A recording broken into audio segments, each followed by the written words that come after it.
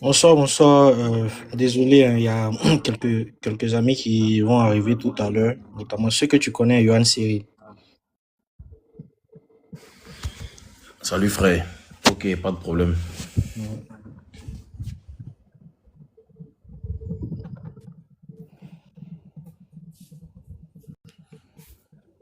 Allô, Bonsoir, bonsoir. Edouard. Comment ça va? Ouais, ça va bien. Ça va bien. Super. Johan Cyril, je connais pas. Oh.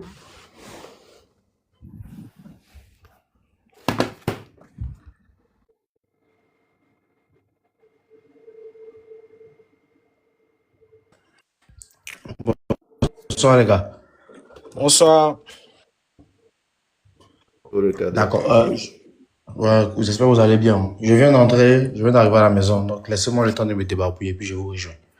D'accord, y a pas de souci, mais tu peux te mettre, tu peux rester comme ça, hein, et puis te mettre en chose, en silence, quoi. Y a pas de souci, y a pas de souci. Mm.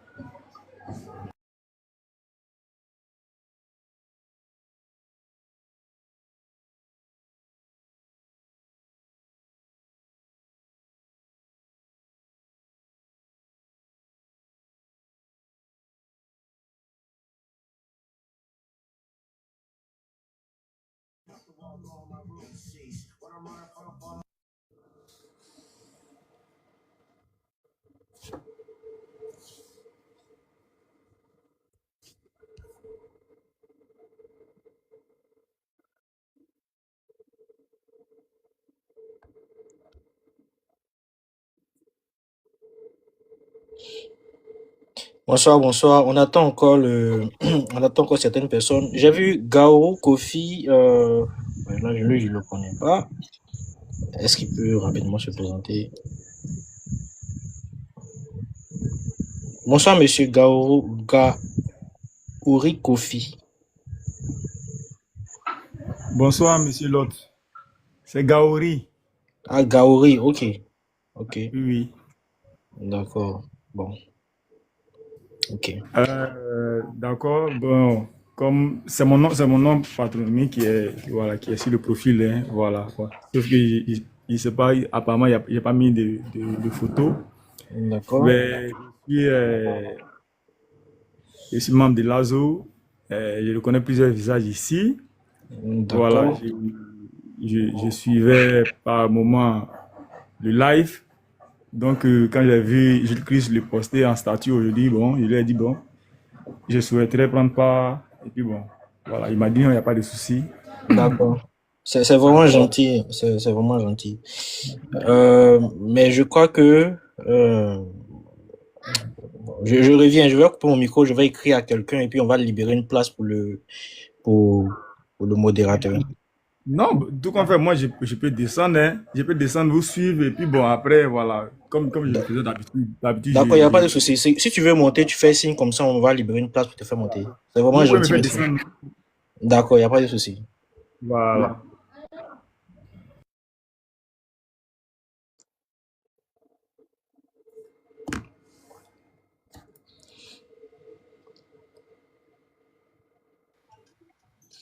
D'accord, donc on laisse Youssef Ouattara qui va faire la modération et bon live à tous. Bonsoir les gars. Apparemment, le live de ce soir, là, c'est chaud, hein. C'est tellement chaud qu'on n'a même plus de place. Bonsoir, bienvenue à tout le monde. Benzo, bienvenue. Merci Yous. Merci de nous rejoindre pour ton premier live. Bonne année à tous. Merci à toi également, mon frère. On a des habitués qui sont là, à lui, Andy, qui a enfin réussi à régler son problème de TikTok. Borel est là, JC est là, Kader. On a aussi Gaouri, un frère dont j'ai entendu la voix tout à l'heure. Ben, ça fait plaisir de voir que tout le monde est intéressé. Après, quand on parle de l'équipe nationale, c'est normal, hein, ça intéresse tout le monde.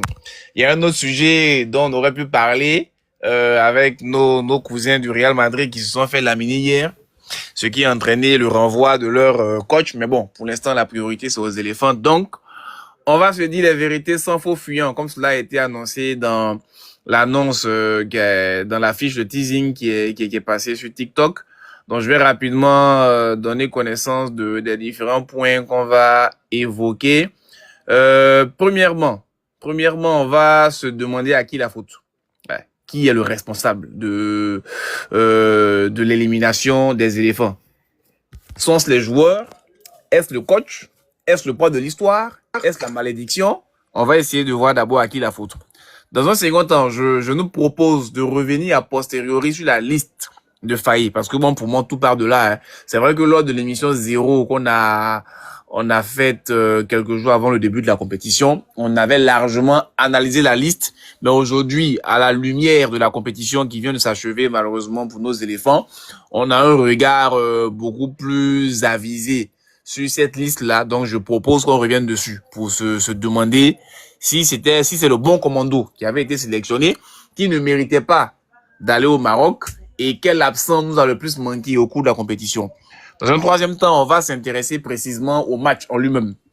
Donc, on va évaluer l'équipe. D'abord la défense, ensuite le milieu, et on va terminer par l'attaque.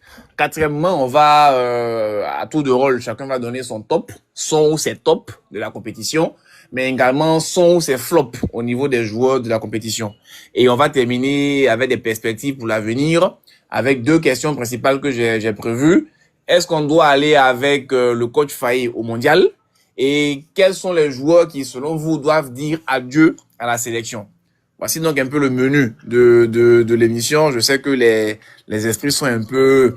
Bon, ça fait quand même 2 jours que le match s'est achevé. Donc, la tension a dû retomber, mais la déception et la colère sont toujours grandes. Donc, j'imagine que des vérités seront dites. En tout cas, lâchez-vous, dites ce que vous pensez, évidemment de manière respectueuse. Mais comme on l'a dit, il faut que les vérités soient dites. On va parler sans faux fuyant. Et donc, sans plus tarder, on va commencer par le premier point. À qui la faute? Qui est le responsable de cette défaite? Qui est le responsable de cette élimination? Est-ce que ce sont les joueurs? Est-ce le coach? Est-ce le poids de l'histoire? Parce qu'on a comme l'impression que l'Égypte, c'est toujours le même scénario qui se répète. C'est toujours la même histoire qui se répète. Alors, à votre avis, qui est le principal fautif cette fois-ci? Je vais commencer par Benzo, comme c'est sa première. On va lui faire cet honneur-là. Donc, mon frère, tu peux y aller. Avant de répondre à cette première question, je tenais à vous saluer, à vous remercier pour ce genre d'initiative que vous prenez. Pour nous qui sommes passionnés, acteurs de football, c'est toujours bien de partager avec ses frères la matière du ballon rond. Bah, à qui la faute? Moi, j'estime que pour la première fois, je n'ai pas trouvé de coupable. Donc, à cette élimination des éléphants. Parce que j'estime que, non, on est tombé sur plus fort que nous. On est tombé sur plus fort que nous. Ça a été donc un échec collectif en fait. Ça a été un échec collectif.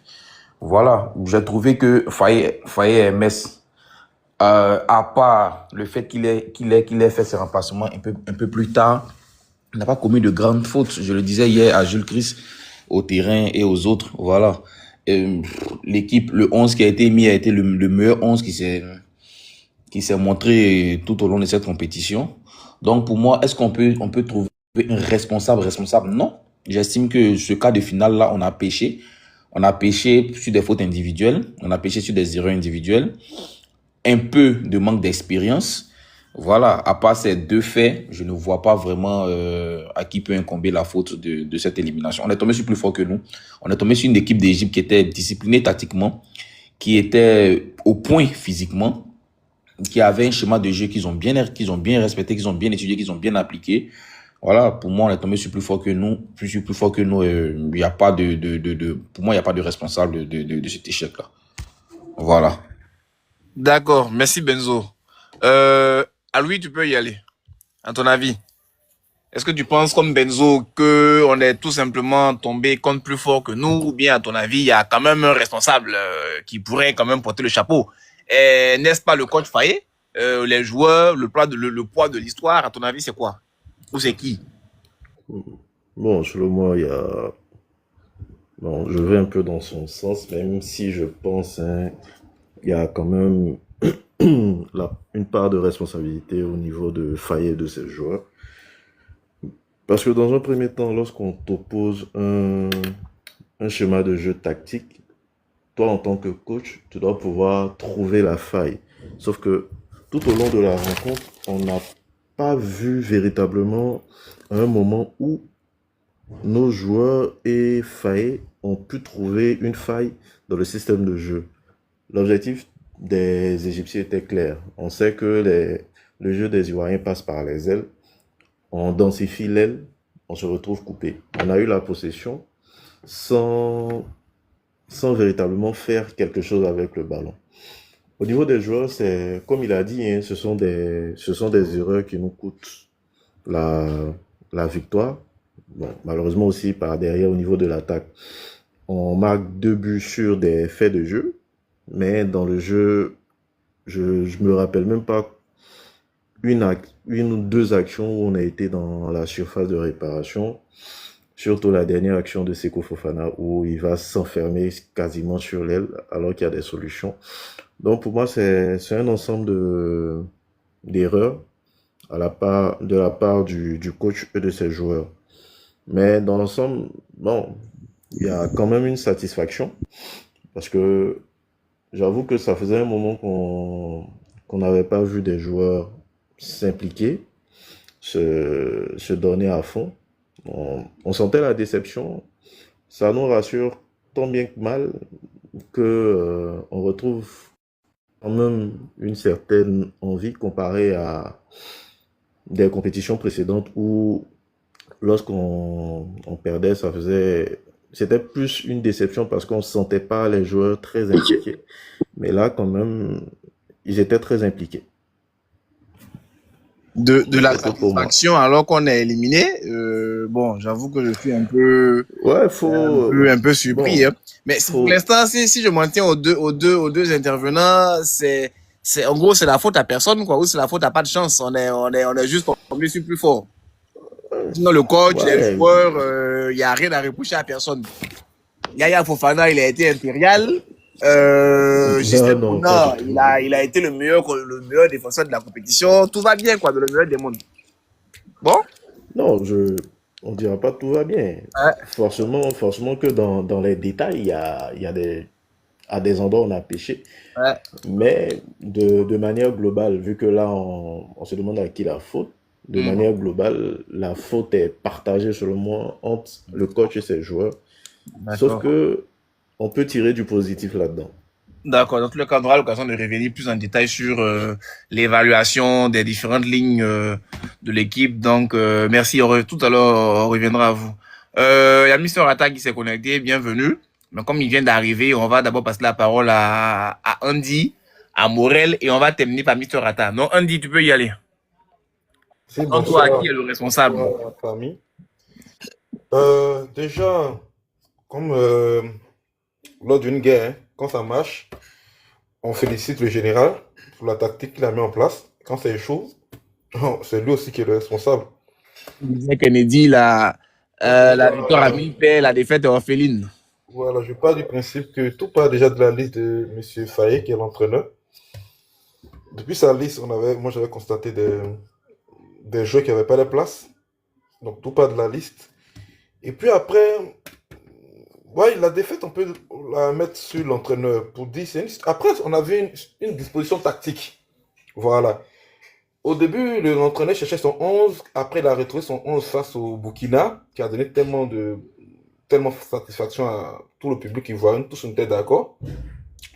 Et l'entraîneur égyptien a su étudier la tactique de l'entraîneur ivoirien. Donc, pour ma part, Faye, où il a failli, voilà, c'est tactiquement.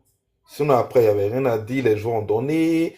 Le staff aussi a fait ce qu'il fallait faire. Mais tactiquement, où il a constaté qu'il était fermé, où son jeu, on va dire son jeu référence, les ailes ont été fermées, ça se jouait tactiquement. Et c'est là qu'il a failli. Sinon, dans l'ensemble, nous avons eu une équipe combative. On a eu des joueurs qui avaient l'envie, voilà. On a eu des éditions précédentes, comme l'autre a dit, où la Côte d'Ivoire mène 2-0, égalise 2-2 face à l'Algérie. On ne finit même pas de crier. On revient sur nos pleurs.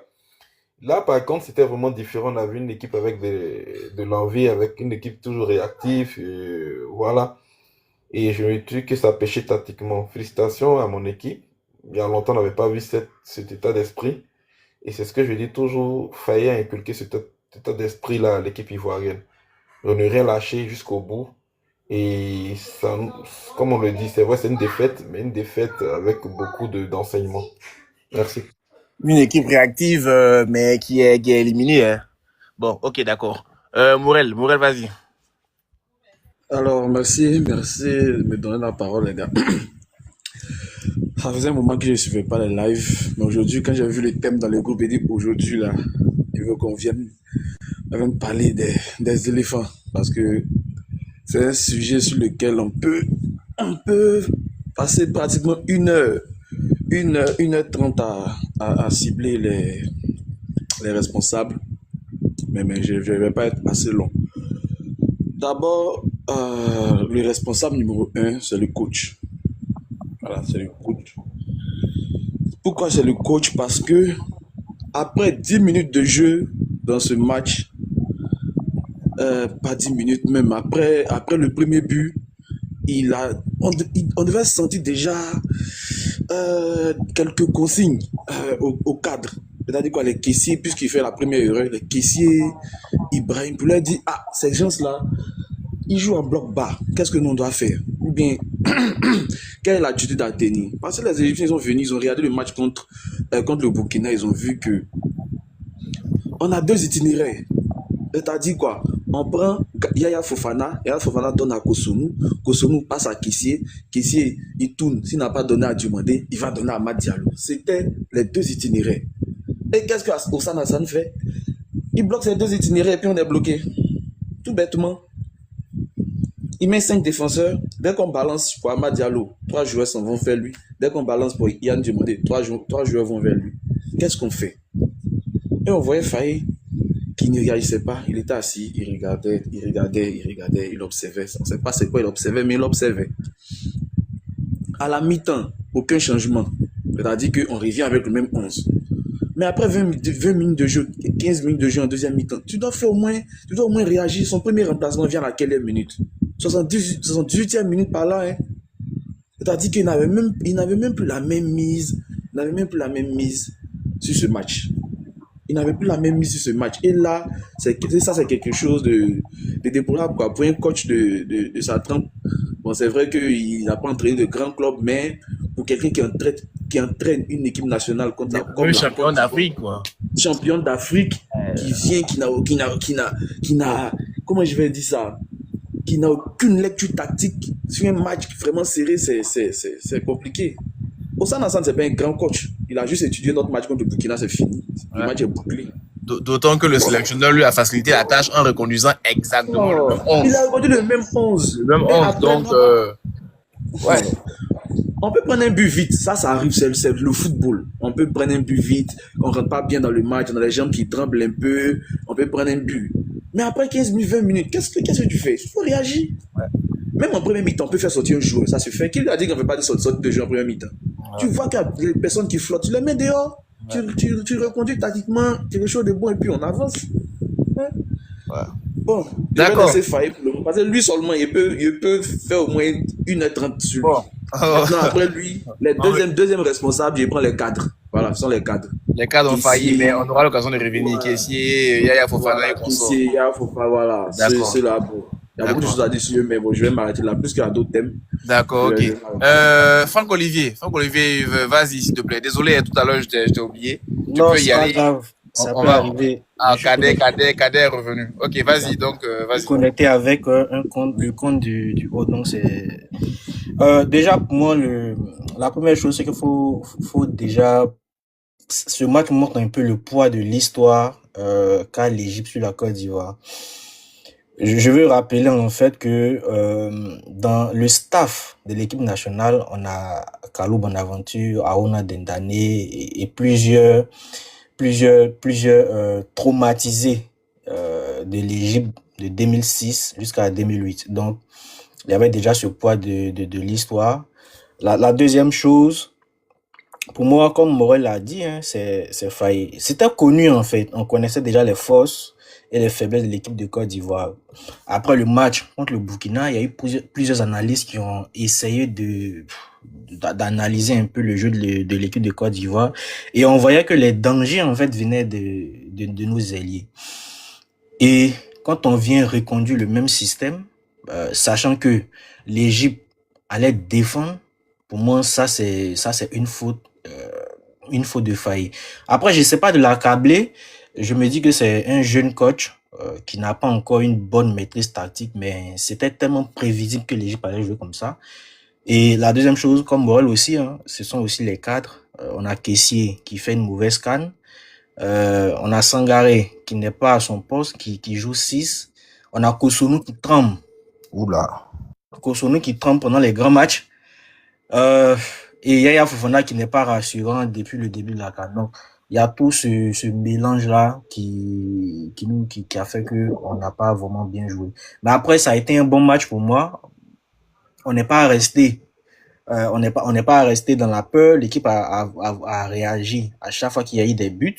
Malheureusement, on a compris trop tard qu'il fallait faire sortir Kessie et qu'il fallait apporter peut-être un second attaquant ou peut-être des attaquants pour empêcher en fait les joueurs de l'Égypte de pouvoir avoir une bonne densité au niveau de la défense. Donc c'était ça. D'accord, merci Franck Olivier. Mister Atta? Merci pour la parole. Bonsoir, bonsoir les gars. Ravi de vous retrouver après quelques jours sans live. Heureux que ce soit juste après un match des éléphants.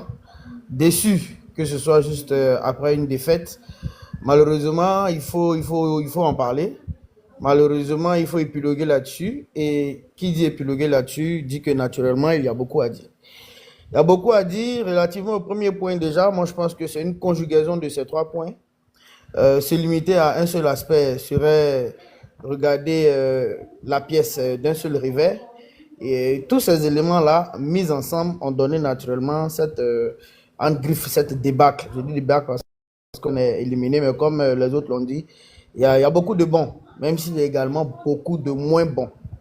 Déjà, pour ce qui est du coach, on va revenir sur la liste tout à l'heure, on aura l'occasion d'en reparler.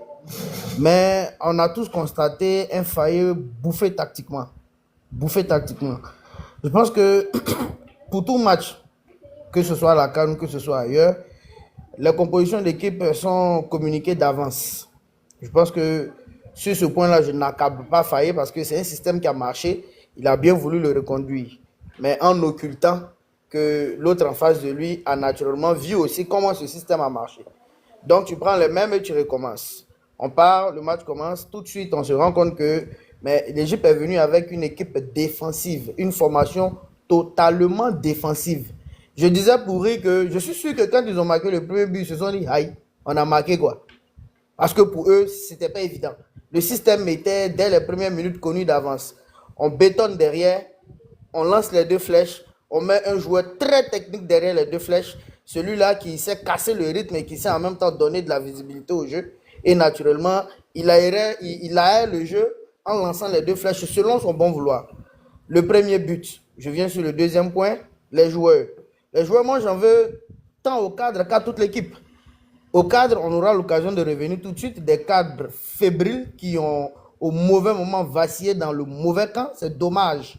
Mais j'en veux à toute l'équipe, pourquoi? Parce que je disais à l'occasion du dernier live que on a l'avantage, je pensais, quand on avait l'avantage psychologique du fait que la majorité de l'équipe étaient des gars qui n'avaient pas vécu, on va dire dans les faits, le traumatisme de l'Égypte. Parce on a plus de la moitié de l'équipe qui n'ont pas connu cette Égypte de Osama Hassan, cette Égypte de Abou Treika. Et donc, je me suis dit, bah tiens, pour ces jeunes-là, parce que ne les ayons pas connus, je veux dire, dans la pratique, on a tous, c'est sûr qu'ils ont entendu l'Égypte, ça c'est une évidence. Parce que l'Égypte, c'est l'Égypte, quoi. Mais ils n'ont pas vécu ça sur le terrain. Et donc, pourquoi je dis j'en veux à toute l'équipe? Parce que pour ces jeunes-là, il y a un travail psychologique qui devait être fait, bien qu'ils n'aient pas vécu ce traumatisme-là. L'impression que j'ai eue sur ce match, c'est que les quelques rescapés de l'avant-dernier Côte d'Ivoire-Égypte ont pu communiquer, mais si facilement, leurs craintes, leur peur, les faiblesses qu'ils ont vécues depuis combien d'années là à ces genoux-là. Et on a vu toute une équipe trembler. Il n'y avait que, pour le compte du milieu, on n'avait que Inao, ce jeune homme de 19 ans, qui ne tremblait pas, qui jouait dégourdi. Parce que même Sangaré a tremblé, le connaît, j'en veux pour preuve, le connaît. Comment il défend sur le défenseur égyptien qui marque le but? Non, c'est pas possible. Et puis, un dernier point pour éviter d'être long, le coup de l'histoire. Et le coup de l'histoire, il n'y a qu'un travail psychologique en amont qui doit être fait. Je dis que ce travail, il faut le faire même avant la CAN. Parce que quand on va à une compétition, à un moment, on ne peut plus se cacher, il faut affronter tous ceux qui sont devant nous. Donc, depuis le début de la CAN même, c'est vrai qu'on n'est pas certain de croiser l'Égypte, mais il ne faut pas penser que tout est rose. Il faut commencer à régler ces trucs-là. Fayel a dit, quand le match est terminé, quand il remerciait les joueurs, il leur a dit, on va au mondial. Mais soyez sûrs d'une chose, c'est ce genre de match-là qu'on va connaître au mondial. Tout n'est pas toujours rose, on s'est reposé sur ce qui marchait le plus, mais on n'a pas pensé que ce qui marchait le plus allait tout de suite trouver le contre-pied devant. Et vous réussissez à la journée. Là, pour le moment, ma prochaine intervention, j'espérais un peu plus long, pour expliquer les éléments que j'ai dit tout à l'heure, que je n'ai pas pu développer dans la. Bon, sur la fin, on t'a entendu un peu difficilement, mais je pense qu'on a compris l'essentiel. Donc, Kader, vas-y rapidement pour qu'on puisse clore ce premier point-là. D'accord, merci Youssef. Bonsoir encore à tous. Ravi de vous retrouver, même si c'est après une défaite qu'on ne souhaitait pas, mais bon, c'est la loi du football est ainsi, donc on fait avec. À qui la faute? Belle question. À qui la faute? Pour moi, c'est un naufrage collectif.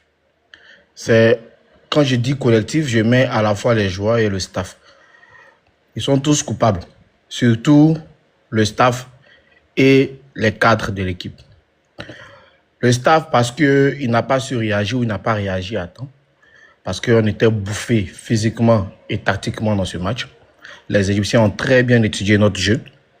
Ils ont très bien compris ce qu'il fallait bloquer pour nous empêcher de dérouler et comment nous prendre par derrière. Et de l'autre côté, notre staff était là perplexe, on ne sait pas, en train de réfléchir. Pendant que le bateau coulait, Faye était en train de réfléchir. Son premier remplacement, c'est à la 70e, on marque à la 73e. Parce qu'il a changé quelque chose. Et il devait changer ça depuis le début de la seconde période. Malheureusement, il n'a pas réagi à temps. Il était trop tard, l'adversaire a pris en confiance. Ils avaient déjà l'avantage au score. Ils ont défendu. Et à la fin, on est éliminé. Les cadres, bon, JC vient de le dire, les cadres, la plupart des cadres sont des naufragés de 2022. Ghislain Conan, si vous revoyez le résumé du match Égypte-Côte d'Ivoire au Cameroun, Ghislain Conan s'est fait bouffer par Salah. Il s'est fait encore bouffer par un Salah. Le Salah de 2021 et le Salah de 2025. Nous tous ici, on suit le championnat anglais. On sait comment il est différent. C'est plus le même Salah. Il n'a plus sa même pointe de vitesse. Mais apparemment, Ghislain Conan aussi, il n'a plus la même pointe de vitesse. Parce que défensivement, il s'est fait bouffer sur le troisième but. C'est dommage. C'est dommage, c'est dommage. Sangaré, sur le second but, il saute. Je ne sais pas c'est quoi il voulait. Il cherchait à aller là-bas. Malheureusement, l'Égyptien était plus prompt que lui. Il lobe Yaya, qui est dans ses buts sur sa ligne, qui s'est fait lober. Non, franchement, c'est pas ça. Je crois que Yaya Fofana, il est en train d'inventer une nouvelle phase défensive. Franchement, le lobe tu fais lober sur ta ligne. Ouais, ça, c'est incroyable. C'est peut-être une première dans l'histoire du football. Hein, je te promets. Bon. Franck Kessié, bon, lui, on ne dira pas qu'il a zaillé sur ce match. Il n'a pas zaillé sur ce match On Il a reviendra, zaillé, on reviendra lundi, on reviendra. il n'a pas zaillé sur ce match, il a zaillé sur toute la compétition. Franck Kessié n'était que l'homme de lui-même sur cette compétition. Elle a dit que l'Arabie Saoudite est en train de ternir sur lui parce que niveau physique, c'était pas vraiment le Franck Kessié qu'on connaît en Côte d'Ivoire. En tout cas, c'était un naufrage collectif du staff et des joueurs. C'est ce que j'avais à dire. D'accord. Merci pour ce premier tour de table, on va dire ça ainsi. Bon, pour rigoler un peu, Franck Kessié, il mangeait son riz avec sauce avant de partir jouer à la CAN passée. Ça nous a apporté la chance, on a gagné le trophée. On nous a ramené un Américain qui dit que ça, c'est pas diététique. Il faut manger autre chose avant de partir jouer. Bon, apparemment, le menu a été changé, on a vu le résultat. Bref, on va revenir maintenant sur la liste. Comme je l'avais dit, on en avait beaucoup parlé lors de l'émission 0 avant la compétition. Mais aujourd'hui, a posteriori, après la compétition, après qu'on ait vu ces joueurs-là à l'œuvre, si on avait la possibilité de revenir en arrière, qu'aurions-nous changé dans cette liste? Quel joueur, à votre avis, selon votre appréciation des différentes prestations, quel joueur n'était pas à sa place? Qui ne méritait pas de fouler le sol marocain? Et quel est le joueur qui nous a le plus manqué? Moi, je me garde de me prononcer parce que je crois que vous savez tous quelle est ma réponse à la première question, à savoir quel est le joueur qui n'avait pas sa place au Maroc. Mais bon, je n'en dirai pas plus. Donc là, on va peut-être un peu bousculer l'ordre du premier tour de table. J'aimerais commencer sur ce point-là par Mister Atta. Moi, les joueurs qui n'avaient pas leur place, bon, ben, c'est un peu trop dit. Je pense que tout le monde avait sa place. Je le dis parce que le coach s'est basé sur certains critères. Voilà, c'est parce que justement ça n'a pas marché que maintenant on peut épiloguer sur la question. Alors pour moi, je pense très sérieusement qu'un Jean-Michel Seri n'avait pas sa place. Un Jean-Michel Seri n'avait pas sa place pour la simple raison que Jean-Michel Seri, depuis le dernier match de la Côte d'Ivoire, auquel il a participé, il s'est blessé. Non, Il Mister n'a Atta, s'il te plaît. Il y avait des raisons avant la compétition pour lesquelles tu ne voulais pas que Jean-Michel Seri soit sélectionné. Ce qu'on aimerait savoir maintenant, c'est est-ce qu'au vu de ses prestations pendant la CAN, tu penses que, effectivement, comme tu le pensais au départ, Jean-Michel Seri ne méritait pas effectivement sa place? Est-ce que ses prestations au cours de la CAN ont été tellement catastrophiques et ont été tellement en deçà que tu maintiens ta position initiale? Effectivement, parce que c'est cette raison-là pour moi qui devait militer en la faveur de ce qu'on ne l'appelle pas. D'accord. Je me dis pourquoi. C'est bien pour ça qu'il a fait ses prestations en demi-teinte. N'eût été ces raisons-là, je ne pense pas qu'il aurait fait ça. Le premier critère, déjà, c'est le facteur temps. Et ça vaut pour tout le monde. En termes d'âge, tous les joueurs ont pris de l'âge. Une année en plus, c'est pas 2 jours en plus. Donc, pour tous les joueurs, ça là, ça compte. C'est pour ça, en fait, que je n'évoque pas ça. Mais tant que je prends, je dis les raisons, ce que j'appelle les raisons personnelles, Jean-Michel Seri, il manque de rythme. Je reviens sur le fait qu'il s'est blessé et tout pour, en fait, buter sur ça. In fine, il manque de rythme parce qu'il n'a pas joué beaucoup de matchs. Et donc, pour moi, il ne devait pas partir à la CAN. Et en parlant de manque de rythme, je pense également à un Seko Fofana qui, pour moi, ne devait pas y être. Parce que voici ces joueurs-là qui ne jouent pas régulièrement et qui sont venus à la CAN. On a tout de suite senti ce manque de rythme parce que c'est maintenant que la CAN commence et c'est là qu'eux, ils ont besoin d'entrain. Pourtant, on est en pleine compétition, c'est comme, on va dire, les top clubs européens. Tu vois qu'un top club européen ne prend pas un joueur à qui on va donner du temps de jeu. Quand nous, on te paye, c'est pour que tout de suite, tu sois prolifique. Tu vois, c'est pareil pour Seko Fofana. Et à part lui, l'autre joueur qui vraiment m'a un peu choqué, c'est Gbamé. Je dis Gbamé pourquoi? Parce que sur les derniers matchs de Gbamé, mais on a vu un Gbamé qui n'était que l'homme de lui-même. On parle de ses performances à Metz. D'accord, mais même à Metz, Metz est à quel niveau dans le classement? Ça pourrait quand même donner une idée du niveau, je ne dirais pas physique, mais du niveau mental même du garçon.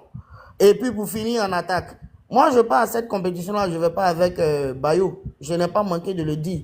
La preuve, Bayo est venu en pleine compétition, il a eu des bobos. C'est vrai que jusque-là, on ne sait pas concrètement quelle douleur il ressentait ou à quel niveau il avait ces douleurs-là. Mais si, d'aventure, ces douleurs-là, et il les ressentait au même niveau pour la blessure dernière, ça sous-entend que le garçon n'était pas remis. Mais on est parti avec lui. Après, est-ce que le réservoir à ce niveau-là était fourni? Bon, ben, c'est d'autres questions qu'on pourrait se poser. Mais pour moi, voici les 3 joueurs pour lesquels on aurait pu prendre d'autres personnes. Je pense à Seri Jean-Michel, je pense à Seko Fofana et je pense enfin à Bayo Vakoun.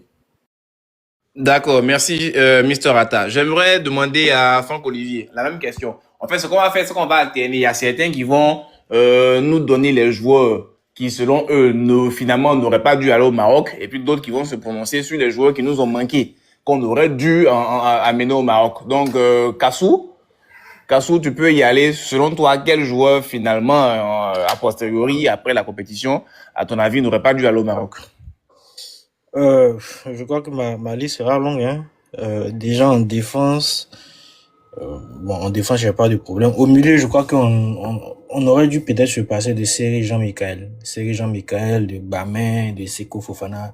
Mon problème, c'est le milieu parce que sur ce match, on voit que il y avait pas vraiment d'alternative au milieu. Tous les joueurs avaient les mêmes postes, sont des 8. À part Inao qui fait un peu de projection, mais c'était quasiment des joueurs qui avaient les mêmes postes. Nos 6 n'étaient pas vraiment en forme.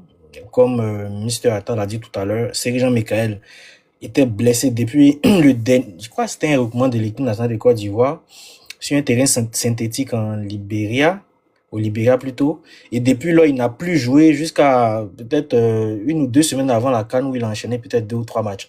Donc, depuis là, il n'a pas joué. Pour moi, il fallait pas le prendre. Bamin, moi, mon débat avec Bamin, c'est qu'il est dans un club. Des personnes estiment qu'il joue bien, qu'il est le plus fort du club, mais être plus fort dans le club qui est 18e de Ligue 1, bah, pour moi, ça n'a pas vraiment de sens, quoi. Le premier des ça ne vaut rien. C'est ça. Et Seko Fofana, je l'ai dit, hein, j'ai dit que déjà, il fait sa princesse. Il vient pas à des matchs de qualification. Depuis qu'il il est revenu d'Arabie Saoudite, c'est pas vraiment la forme. Il joue pas bien, il n'est pas en forme, il joue pas dans son club. Donc, pourquoi est-ce qu'on le prend? Et c'est peut-être l'un des trucs que je reproche à Faye, c'est que il a voulu au départ mettre la méritocratie, comme son camarade qu'on vient de licencier tout à l'heure. Mais au finish, qui ne subira pas le même sort, hein, qui n'aura pas le même destin. Exactement. Et au finish, il vient se baser sur des joueurs qui sont pas vraiment bons, quoi. Et enfin, en attaque, moi, j'aurais pas appelé Zaha. J'aurais préféré, en fait, l'attaque de 2024. Merci. J'aurais maintenu. Merci de dire les mots parce que le premier intervenant, je crois que il a fait preuve d'un peu de mauvaise foi. Merci de dire les mots. Vas-y, tu peux poursuivre. Moi, j'aurais pas appelé Zaha. Moi, j'aurais plutôt fait venir chose qu'on appelle Adengra parce que quand tu vois le match, et ça encore, quand on va parler des joueurs individuellement, je vais peut-être dire quelque chose, mais pour moi, Diomandé, c'est pas vraiment, il n'a pas encore cette marge il a encore cette marge de progression, mais c'est pas vraiment ce Diomandé-là qui a joué, quoi. C'est un gars qui voulait tout le temps se retrouver en 1 contre 1, il voulait dribbler au milieu en défense. C'est pas bon, en fait. Pour moi, un Adengra, comme remplaçant, allait peut-être lui mettre un peu de pression pour qu'il puisse bien jouer. Et Zaha, fallait pas le faire venir, fallait pas faire venir Guessant. Fallait pas faire venir plutôt, comment on appelle ce gars-là, le gars de Paris FC, là. Pour Crasso, fallait pas faire venir Crasso, c'était pour le mettre sur le banc et titulariser le réserviste. Donc, en fait, la liste n'est pas bonne. La liste n'est pas bonne et c'est pas parce qu'on n'a pas de joueurs, on a d'excellents joueurs, mais ça, c'est un travail de la fédération qui doit être fait. D'accord, merci Franck Olivier. J'aimerais passer la parole à Benzo. Sur le même point, selon toi, quels sont les joueurs, à ton avis, qui n'auraient pas été, qui n'auraient pas mérité d'être au Maroc au vu des prestations qu'ils nous ont offertes pendant la CAN? Et les autres. Merci un peu de lire au moins ce que j'écris, hein, s'il vous plaît. Si vous pouvez, quoi. Oui, ok, d'accord, merci. Andy, Morel, Gaouri et à lui, ils vont plutôt nous parler des absents, ceux qui auraient mérité d'être là, ceux dont on a vraiment senti l'absence. Donc Benzo, tu peux y aller. Oh, pour ceux qui me connaissent, moi je suis un pro Faye, hein. Moi je suis un pro Faye. Moi j'estime qu'on a un excellent coach qui est certes qui n'a pas l'expérience qu'il faut, mais c'est justement dans ce genre de compétition qu'on apprend. Voilà, Faye est à sa première véritable compétition. N'oublions pas qu'il a pris l'équipe en cours de compétition dernière et moi je lui fais entièrement confiance. Aujourd'hui, vous savez, il y a l'esprit du coach et puis il y a la réalité. Vous voyez, la CAN passée, on a tous à l'image que Masgradel partait pas pour être titulaire sur la CAN. Les 3 premiers matchs, il ne joue pas. Mais à la fin, sur le carré d'as, j'ai envie de dire, c'est Masgradel quasiment qui nous fait gagner la compétition.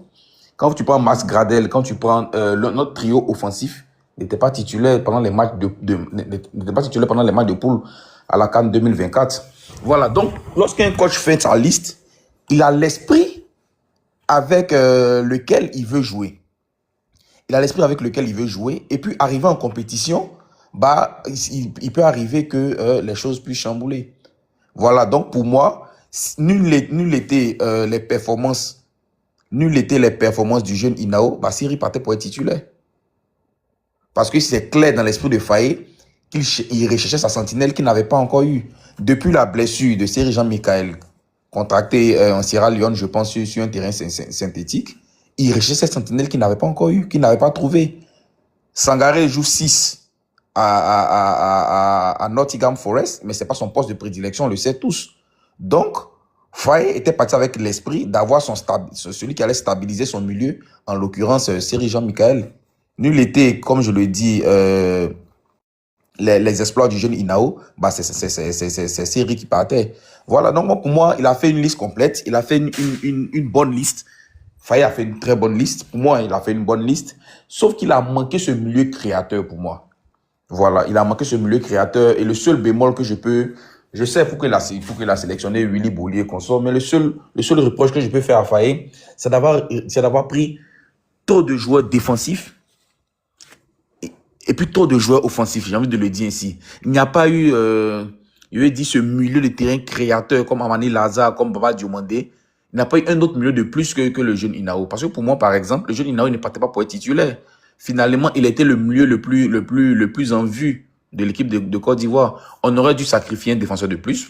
Parce que quand tu prends Kosonou, Ndika, Agbadou, Ousmane Diomandé, Jean-Philippe Bamé, Willy Boli, on va à 6. Il va avec 6 centraux quasiment pour une compétition où il y a 7 matchs. Or, on sait tous que la charnière défensive, c'est l'axe qu'on ne change pas. Donc, pour moi, Faye a pêché sur une seule erreur. On aurait dû aller avec un milieu créateur de plus que d'aller avec cette armada défensive qui l'a accompagné. Hormis ça, pour moi, comme je le dis, moi, je suis un pro Faye. Pour moi, Faye a réalisé une bonne liste, quoi. Okay. Merci. D'accord, merci Benzo. Comme quoi, c'est la preuve que ce n'est pas un live anti-Faye. On a quand même parmi nous un pro Faye, donc je m'en réjouis. Bien, Morel, tu es réclamé dans le live. Il y a une spectatrice qui réclame avec insistance que tu prennes la parole, donc on va lui faire plaisir. Mais là, j'aimerais t'entendre sur les joueurs qui, selon toi, ont manqué. Qui, à ton avis, aurait pu faire la différence? Je m'attends à entendre un nom, Nicolas Pépé, mais bon. Non, ouais, bien sûr, Nicolas Pépé a manqué. Parce que je me dis que si tu appelles Seri, c'est que tu dois appeler Nicolas Pépé. Parce que tu te bats sur quoi? Après,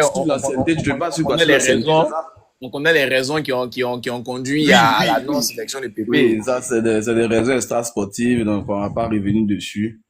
Même Nicolas Pépé a vraiment manqué dans cette équipe. Et puis moi, j'ai un souci avec Faye. C'est-à-dire que on vient à une compétition. Moi, je ne vais pas de solidarité des guerriers. Donc, lui, moi, je ne vais pas avec lui parce qu'il est bizarre. Tu viens à une compétition où il y a 7 matchs. Tu viens avec, je ne sais pas qui a parlé de ça, Benzo, non? Tu viens avec 6 défenseurs centraux, c'est pourquoi. Pourtant, la paire défensive, on ne la change que lorsque on a gagné les 2 premiers matchs et puis le 3e match, bon, c'est pour juste un rodage. On peut changer la paire défensive. Mais tu viens 6 défenseurs centraux, c'est pourquoi.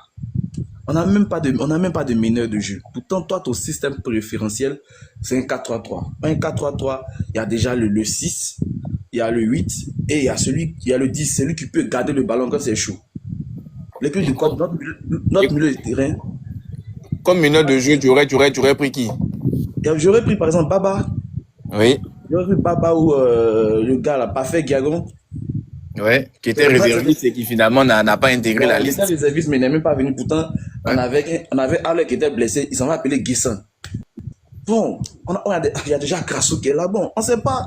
Il s'est un peu mélangé un peu dans sa liste. Mais bon, on a payé le prix. Hein. On a payé le prix. Voilà, on a payé le prix. Parce que moi, je me dis, quand tu fais une liste, d'abord, tu te bases sur des joueurs qui sont en forme dans leur club. Ça, c'est la première des choses. Tu appelles Bamé. Bah, mais son club est dernier ou avant-dernier de Ligue 1. Bon, tu l'appelles pourquoi? Les 6 défenseurs que tu as payés là, Agbadou peut jouer 6. Kosonou peut jouer 6. C'est vrai que ce n'est pas des 6 dominos, mais c'est des gens qui peuvent jouer 6, peuvent jouer stopper. D'autant que Boli n'a même pas joué une seule seconde. Après, comme Cadet le disait, là, il fallait peut-être l'intégrer au staff et puis libérer une place. Il est venu se promener au Maroc. Le coach a des joueurs. Le coach a des joueurs.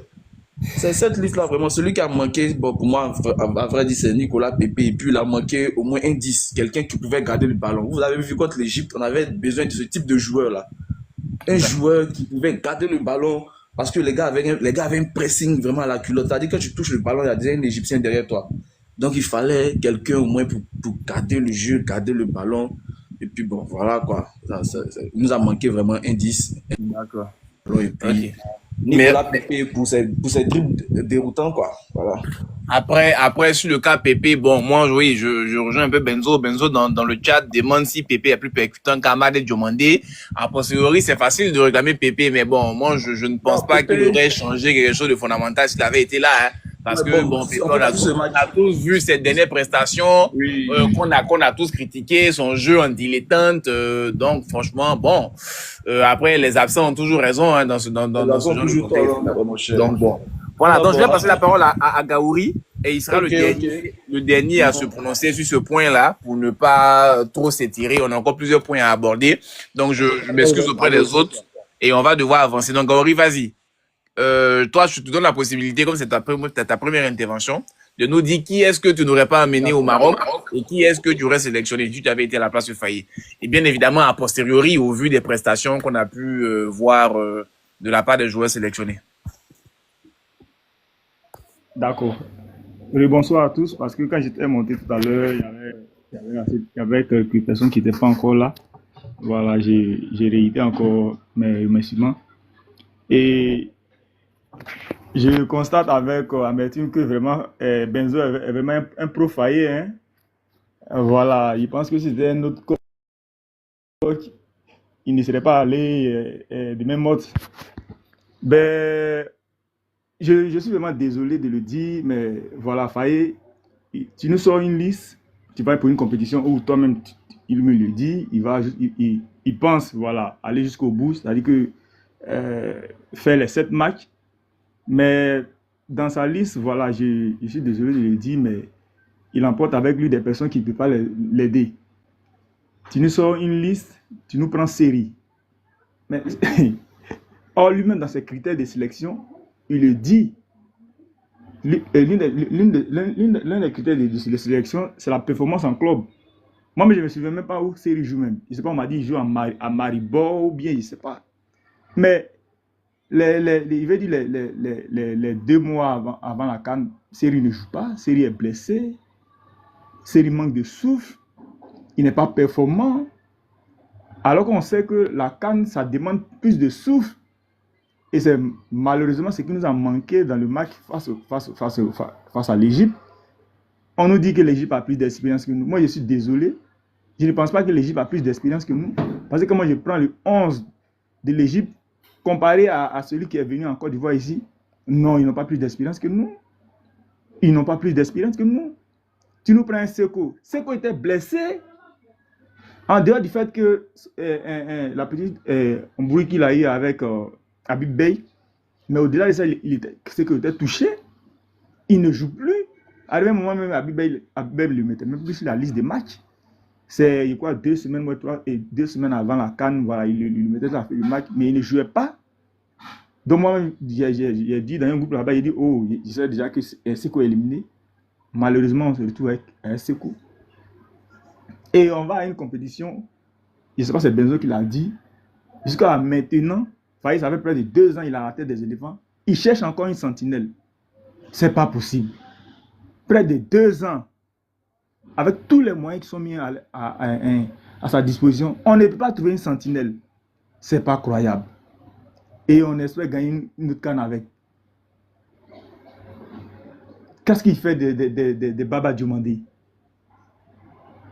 Qu'est-ce qu'il fait de Gagon Parfait? Tu l'as pris, tu l'amènes en réserve. Mais à tout le moment, je vais avec lui. Je sais qu'à tout moment, il peut m'aider. On ne sait jamais. En lui, pas de ça, il préfère prendre Nguessan. Bon, après ce que j'ai appris sur Nguessan par rapport à lui, je comprends mieux maintenant. Mais Et qu'est-ce que tu as appris? Partage c'est avec nous. Nous, on n'a pas appris aussi. déjà, le samedi, j'étais au terrain et on est en train de discuter. Et il y a un qui nous a dit en réalité, il semble que la femme de Faye, voilà, il se passe, elle a un agent de joueurs et autres. Mais, donc, Evan Nguessan, voilà, en tout cas, il est très proche de la femme de Faye. Voilà, il se passe elle a une agence qui gère les joueurs et autres. Mais Evan Nguessan fait partie de ces joueurs-là. Bon, ok, d'accord. Ça, c'est un terrain glissant, hein, donc on va revenir aux faits. Oui, on va revenir aux faits. Qui sont vérifiables par tout le monde.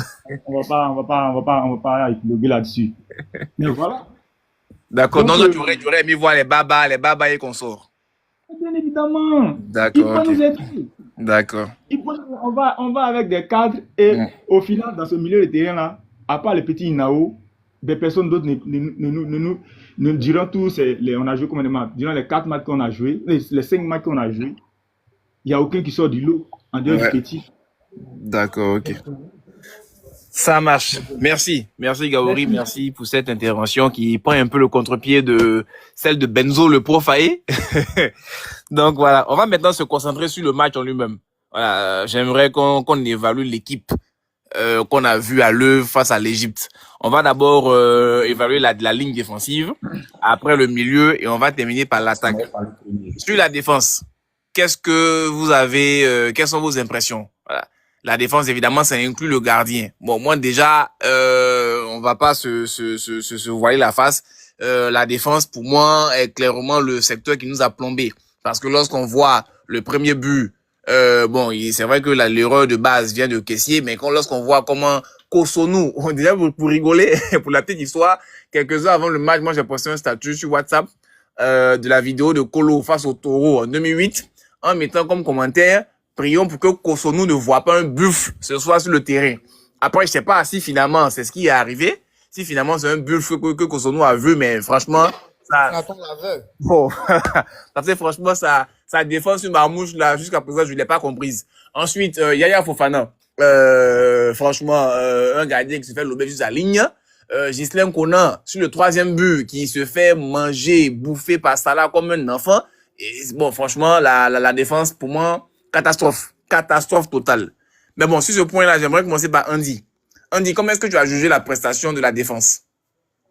D'accord, merci beaucoup pour la parole donnée.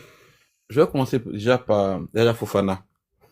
J'entends beaucoup dire aujourd'hui que non, Yaya Fofana, il est comme ci, il est comme ça. Bon, c'est le même aujourd'hui, quand Faye a testé Lafont, ils ont créé, oh, on ne veut plus voir Lafont.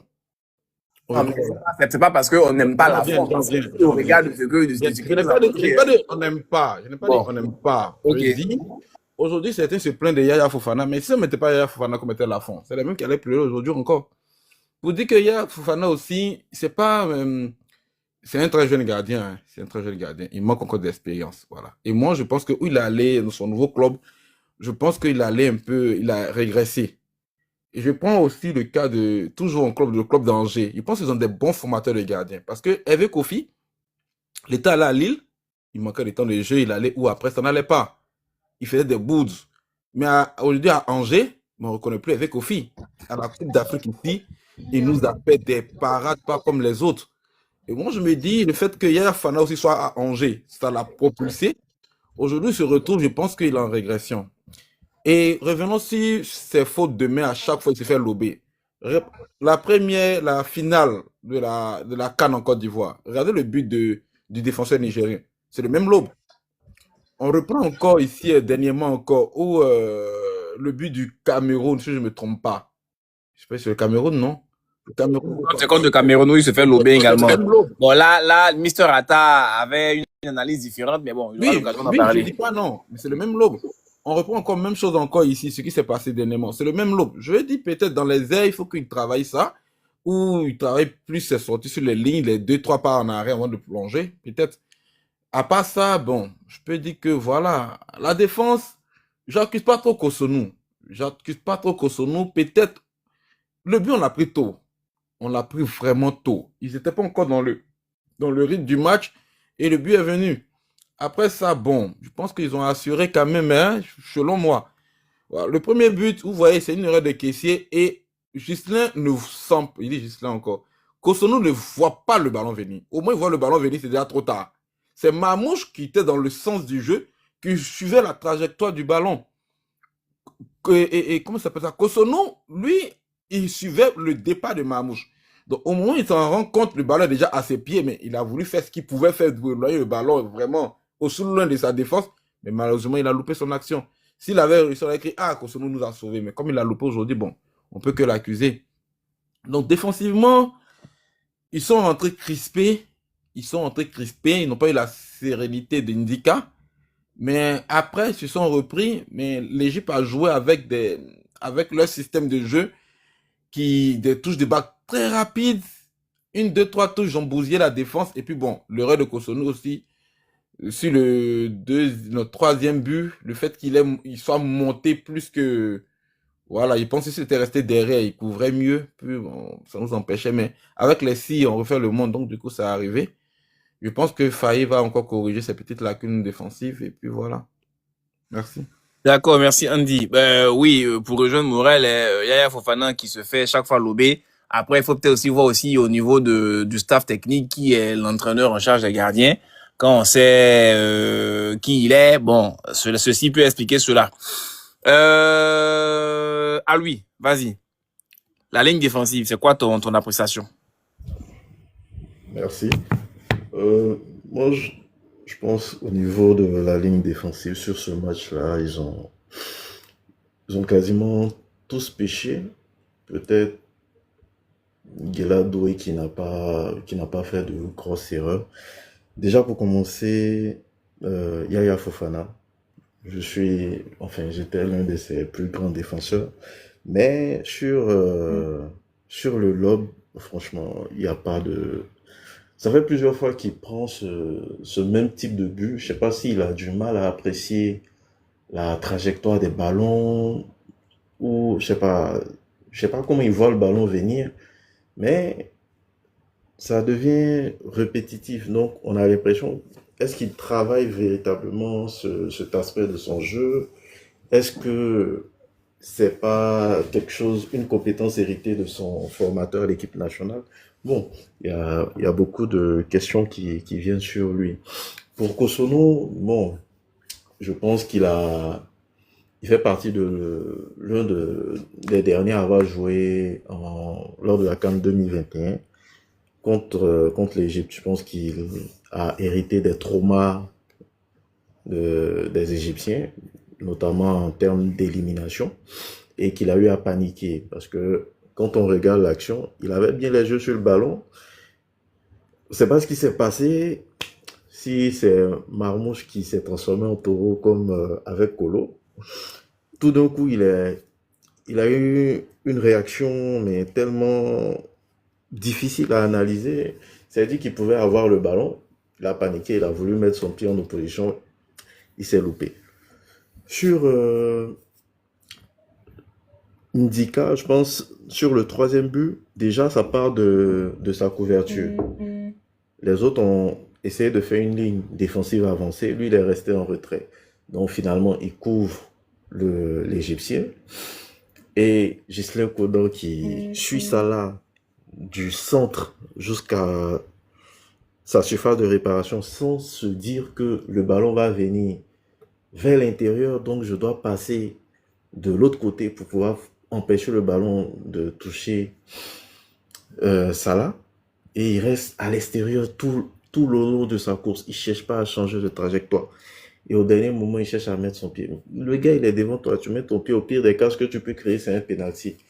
Donc pour moi, la ligne défensive, certes, en dehors des actions sur les buts, elle était bonne, mais si elle avait été très bonne, on n'avait pas encaissé des buts. Donc pour moi, elle n'a pas été au top. Merci. Il faut dire qu'on a offert les buts. Hein. On a offert les buts. Et Yaya Fofana, j'aimerais également revenir sur le corner, là où on encaisse le deuxième but. Parce que sur un corner, le gardien, c'est lui qui est maître de sa surface de réparation. Quand tu choisis comme joueur à mettre le premier poteau, Inao Christ, qui n'a pas un physique impressionnant, qui n'a pas une très grande taille et qui encore n'a pas l'expérience. Et on a tous vu que le fait que Niao ait bougé a également contribué au fait qu'on ait encaissé le but. Mais à qui la faute? Yaya Fofana, évidemment. C'est Yaya. Yaya Fofana, ouais. En plus de se faire lober, bon, voilà. Kader. Vas-y. File la défense. Sur la défense, bon, qu'est-ce que je vais dire encore de plus que les autres n'ont pas dit? Bon, c'est pareil, il y a le même ressenti que les autres. La défense a été très fébrile. Ce qui me fait mal, c'est que c'est la défense qui était notre plus grande force. Surtout après les éliminatoires de la Coupe du Monde et tout, on était vraiment confiants. J'en parlais avec JC, je crois, le lendemain du match. Il disait que j'ai mal parce que j'étais trop confiant. Effectivement, j'étais trop confiant pour ce match face à l'Égypte parce que j'avais vraiment, vraiment confiance en cette défense-là. Et je peux le dire, ils m'ont trahi parce que je les ai trouvés poussifs. Ils ont, excusez-moi du terme, mais ils ont chié dessus. Parce que d'entrée de jeu, déjà, Kosono qui, bon, c'est vrai, il y a la perte de balle des caissiers, mais comme on est sur les défenseurs, Kosono qui, voilà, qui perd ses repères, qui n'arrive pas à se situer. Bon, pour un défenseur quand même de sa trempe, voilà, derrière ça se paye cash parce que tu as un attaquant comme Marmouche, les face-à-face, ils ne se ratent pas. En fait, moi, je suis surpris quand les gens me disent non, que le face-à-face, il aurait pu faire mieux. Joe, attendez. Attaquant qui est face de lui là, excusez-moi, mais c'est pas la chose, hein. Je sais pas moi, un attaquant de FC Plegba. Mais c'est pas Christian Kwame.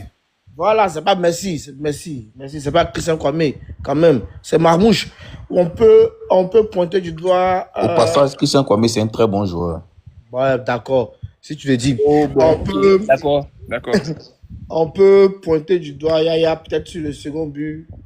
Oui.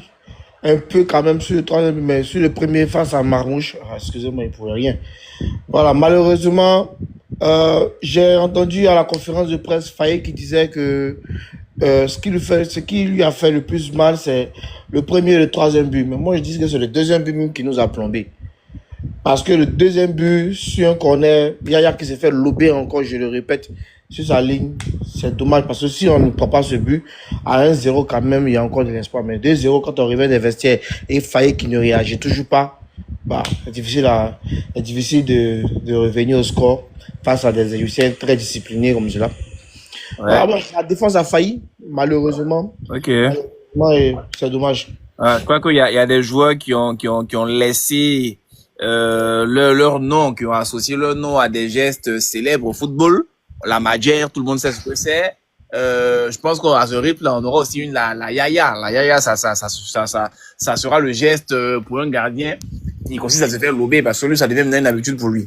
Mais ça, t'as lui aussi, on risque d'avoir aussi la Kosonou, hein. La Kosonou aussi, hein. Bon. Et après, pour répondre. N'oubliez pas que Yaya a 1m94. Voilà, mais c'est ce qui fait que c'est Justement, encore c'est plus ce qui fait mal. impardonnable. C'est ce qui fait mal. C'est encore plus impardonnable, en fait. Pour sa taille. Son formateur, bon, évidemment, on va le nommer Niawa Gérard. Oui, voilà, son coach en sélection n'avait pas cette taille. Lui, à la rigueur, on pouvait prendre sa taille à sa décharge, mais Yaya Fofana, franchement, c'est inexplicable, quoi. Et pour répondre rapidement à Andy, au fait, Kosono, il nous a sauvés.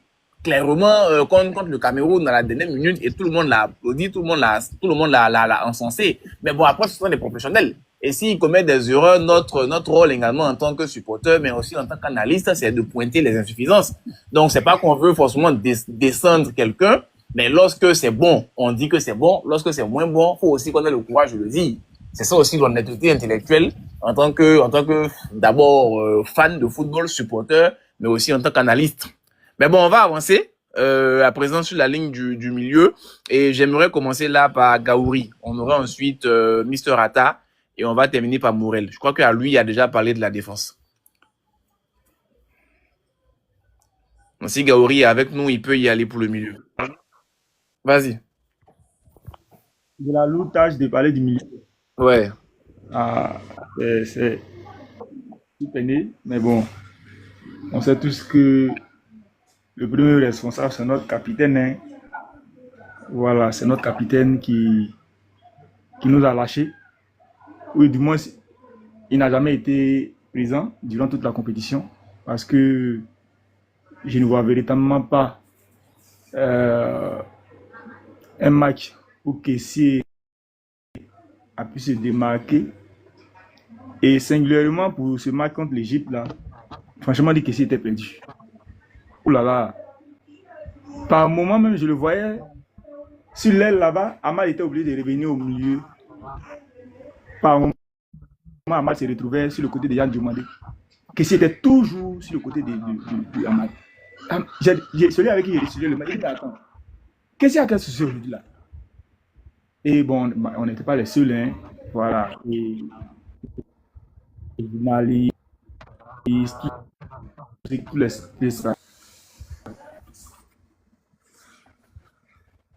on fait que mentionner son nom, ils sont 10 minutes. Donc il fallait attendre un miracle de lui. Voilà, au milieu, il est le premier flop. À côté, bon, Sangaré, voilà, sur le deuxième but, voilà, on va beau le dire, c'est malheureux à chaque fois de prendre ce genre de but là, on prend le même but en finale contre l'Égypte et contre le Nigeria. Trosekong, si Aurier, c'est pratiquement le même but. Et voilà, Sangaré a tant bien que mal, en tant que sentinelle, il a fait ce qu'il pouvait faire. Par moment, il pense qu'il ne pouvait pas aller au-delà. À côté, le petit Nao, malgré sa fougue, il a essayé de faire ce qu'il sait faire. J'ai quand même aimé par moment. C'est-à-dire que le petit, c'est qu'il aura une bonne carrière. Quand il était sur le côté de Yad Diomandé, quand c'est fermé, toutes les fois qu'il avait le ballon, il renversait toujours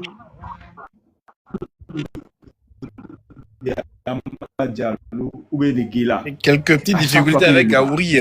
C'est-à-dire qu'il a le sens, il sait que... On t'entend, vas-y. Vas-y, on t'entend. Vas-y, il faut conclure, on t'entend. D'accord. Donc avec d'accord. Il y avait ce petit Nao qui s'est démarqué par moment, voilà, quand Marie c'était difficile, quand elle a le ballon, quand c'est fermé, il essaie à chaque fois de revenir du côté de Guéla ou bien d'Ahmad. Voilà. Et en tout cas, il cherchait toujours à aller de l'avant. Il a fait... D'accord, ok. D'accord, merci Gaouri. Il y a un petit souci de connexion apparemment, donc on va peut-être passer la parole à quelqu'un d'autre, le temps que ça puisse se régler. Ils n'ont rien pu faire. Voici ce que je peux dire sur... D'accord, merci beaucoup. Morel, vas-y. Ok, je suis là. Je reviens sur la défense ou bien bon, je laisse tomber. Va sur le milieu, Le milieu là, vraiment, c'est Kessié qui nous a tué, hein. Kessié il nous a trahis. Il nous a trahis. À la 3e minute de jeu, tu es un cadre de l'équipe et c'est toi qui es paniqué. Voilà, c'est inadmissible. C'est un peu fort. Dans un cas de finale, 4 minutes déjà, tu n'arrives pas à contrôler un ballon dans ça, on peut rien dire. Hein. Après, la passe ne lui était même pas véritablement destinée. Oui. La passe même. La passe n'était pas pour lui passer. Est-ce que c'est pas la faute à pas de chance? Il a été au mauvais endroit, au mauvais moment, il a manqué de justesse, mais la passe ne lui était pas véritablement destinée. Tel que la passe était dosée, c'était vraiment appuyé. C'est certainement pour le joueur qui était derrière lui. Ouais. Mais bon, il était là, je pense. Voilà, c'était pour Guéla la passe, mais bon, il était au mauvais endroit, au mauvais moment, donc ça a un peu péché sur lui. D'accord. Pas ça, il y a, comment il s'appelle, Sangaré. Sangaré toujours égal à lui-même, hein. Voilà, toujours égal à lui-même. Des fautes inutiles, des fautes dans l'enjeu. Bon, en tout cas, le milieu a beaucoup péché. Achou, le milieu de l'Égypte, comment il s'appelle? Achou, non? Emal Achou. Oui. Il nous a trimballé comme du n'importe quoi. Ah, vraiment. Le milieu a déconné. Le milieu a vraiment déconné. D'accord. On va boucler sur le milieu avec, ou bien non, on peut même conclure sur le milieu. On va passer rapidement à l'attaque. On va commencer par Franck Olivier et Mister Atta va se prononcer ensuite. Franck Olivier, qu'est-ce que tu as pensé de notre attaque? Après l'attaque, il faut dire qu'elle a été muette, hein, parce que oui, on marque 2 buts, mais le premier but c'est un CSC. Le deuxième but, il est marqué par un défenseur. Donc, l'attaque a été vraiment inoffensive sur ce match-là. Qu'est-ce que tu as pensé de la prestation de l'attaque? Déjà, l'attaque ne pouvait rien faire quand déjà tu connaissais le système de jeu de l'Égypte. Ils savaient que les dangers venaient des ailes, donc ils ont tout fait pour empêcher. Moi, j'ai un souci avec un joueur et je pense qu'il doit progresser à ce niveau. J'avais déjà dit lors de ma première prise de parole. Pour moi, c'est Yann Diomandé qui doit vraiment jouer collectif. Pas à chaque fois avoir envie de se retrouver en 1 contre 1 pour dribbler, pour montrer qu'on sait dribbler et tout. Ça, franchement, il faut vraiment suivre un peu. Il faudrait qu'il puisse suivre un peu les matchs d'Adingra en finale, lors de la finale contre le Nigeria. C'était vraiment un jeu collectif qu'Adingra a fait. Bon, à part Amad Diallo, on le connaît, il a été bloqué. Guessant, j'ai pas tellement de critiques. Je lui en veux pas particulièrement, hein. C'est pas un joueur aussi technique que ça. Il fait des efforts, mais sur ce match, pour moi, il doit pas être seul en attaque. Il doit être au moins deux neufs pour pouvoir au moins occuper les 3 centraux, de l'Égypte. Donc, c'est un peu ce que j'avais à dire. Et voilà. D'accord, merci. Mister Rata, vas-y. Mais en tout cas, Benzo, je constate à travers ces messages dans le chat que c'est un fervent défenseur de Faye de l'équipe. Hein. Ah ouais. Vas-y, Mister Rata. J'ai hérité de l'attaque, malheureusement ou heureusement. On fera avec. Alors, pour ce qui est de l'attaque, comme mes prédécesseurs l'ont dit, on a été muselé sur les ailes. Je n'ai pas manqué de le dire à l'occasion de ma première intervention. L'analyste vidéo de l'Égypte, il mérite des lauriers. Il faut qu'on le décore même. Parce qu'il est parti naturellement sur ce qui a marché le plus pour nous. Et l'attaquant le plus prolifique de la Côte d'Ivoire, à l'occasion de cette canne-là, c'était Amad Diallo. Le couloir qui marchait le plus à l'occasion de cette canne-là, offensivement d'ailleurs, c'était le couloir droit avec Guela et Amad. Si vous remarquez bien, tous les buts là, c'est de là-bas qu'on les encaisse. Les gars ont bien remarqué que le repli de ce côté-là était un peu plus difficile parce que Doué proposait beaucoup en dédoublement à l'attaquant qu'est Amad Diallo. Donc forcément sur le repli, il y avait beaucoup à faire. Comme Kassou, moi je ne reproche pas grand-chose à Guessant. Pourquoi je ne lui reproche pas grand-chose? Le Guessant de Nantes et le Guessant de Nice qu'on a connu est celui-là qui est à l'aise d'un système à 2 attaquants. Donc quand vous le mettez dans un système où il est le seul attaquant, où il doit évoluer avec des ailiers mais qui sont vraiment coachés à la ligne, c'est difficile pour lui. Le but qu'on encaisse, Youssef, tu l'as rappelé toi-même, c'est un repli de Guessant dans le rond-point central qui tente une passe sur Guela, mais parce qu'il a tellement appuyé le ballon et parce que le ballon est sur la trajectoire de Kessié, Kessié met le pied pour tenter de caler le ballon, mais l'impact est tellement fort que finalement, ça devient une passe même pour l'adversaire. Bon, on ne va pas en vouloir à Guessant, comme j'ai dit, Kassou l'a bien rappelé. Évoluant dans un système à 2 attaquants, je pense qu'il allait être un peu plus à l'aise. Crasso rentre un peu tardivement pour ma part. Moi, j'étais content sur la sélection de Crasso parce qu'on a vu Crasso évoluer en 9,5, sinon en 10 en Côte d'Ivoire. Donc, pour moi, dès l'instant où on s'est rendu compte que ça pêchait au milieu, on l'aurait vite fait rentrer. Et plutôt que Guessant tente de dévier les ballons sur la droite ou la gauche, mais il tentait de stabiliser en stoppant le ballon et en remettant le ballon très rapidement et facilement au joueur qui est juste derrière lui. Mais il n'y avait personne derrière lui. On a vu, l'autre l'a dit tout à l'heure, le petit Nao faisait l'essuie-glace. Quand il récupère le ballon à gauche, bah, il tente une transversale pour l'autre côté. Quand c'est à droite, c'est encore une transversale. Parce que si vous avez remarqué la défense de l'Égypte, vous avez vu que finalement, on ne savait pas s'ils évoluaient à 3 défenseurs ou à 5 défenseurs. Parce que le repli était tellement rapide. Et dites-vous que celui qui faisait objet de sentinelle dans ce système-là, c'était un défenseur central. Moi, j'applaudis Guessant. J'applaudis Guessant parce que Guessant arrivait quand même à scotcher 2 défenseurs à lui. Mais quand Guessant réussit à faire ça, ça sous-entend qu'il y a 1 ou 2 joueurs derrière qui sont libres. Je reviens sur demander. Il faut le dire, il faut avoir le courage de le dire. C'est l'une de nos valeurs sûres, mais il faut pouvoir dire que Yann Diomandé, en voulant dérouter souvent l'adversaire, il finit lui-même par faire des sorties de route. On a constaté à l'occasion de cette canne-là que sur 5 occasions, peut-être qu'il a profité qu'une seule fois d'un dédoublement de Justin Kona. C'est pas normal. L'aile est pour vous, c'est vous qui l'animez. Mais il est constamment en train de chercher le 1 contre 1.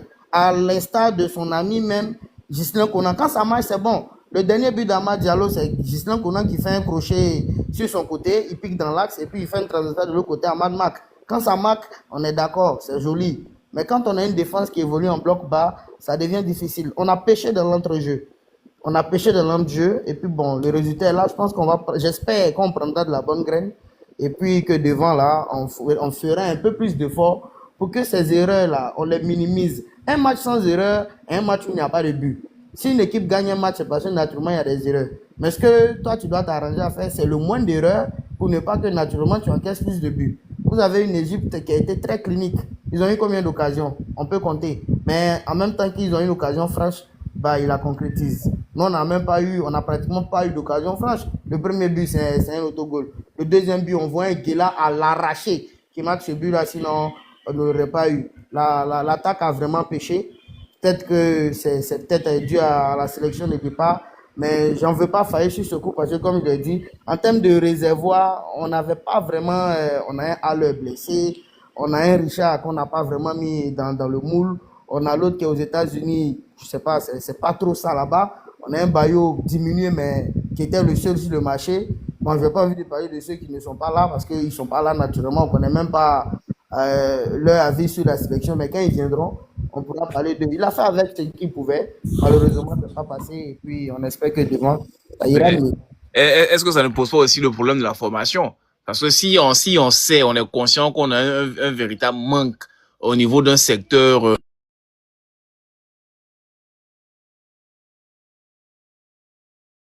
Youssef, on t'entend difficilement, mais bon, je vois ce que tu veux dire. Ben, relativement à la formation, vous savez que la Côte d'Ivoire, nous ne sommes pas très formateurs. C'est vrai qu'aujourd'hui, on est en train de bénéficier de ce que Guillaume continue de faire dans notre pays, mais on n'est pas très formateurs. Et la plupart du temps, c'est des expatriés, sinon c'est des doubles nationaux, des joueurs à la double nationalité qu'on rapatrie chez nous ici. Naturellement, quand ils savent qu'ils ne peuvent pas être sélectionnés là-bas, ils courent pour venir vers nous. Mais bon, sinon je suis d'accord, il faut maintenant penser à un système qu'on doit obligatoirement mettre en place pour privilégier la formation. Le Sénégal l'a fait, ils ont accepté de vivre un bon nombre d'années sans être, j'allais dire, sur le toit de l'Afrique, parce qu'ils ont pris ce temps-là justement pour la formation. Aujourd'hui, quand on voit le jeu du Sénégal, on est très content. Mais j'ai eu le temps. Tu penses que le Sénégal forme mieux que la Côte d'Ivoire?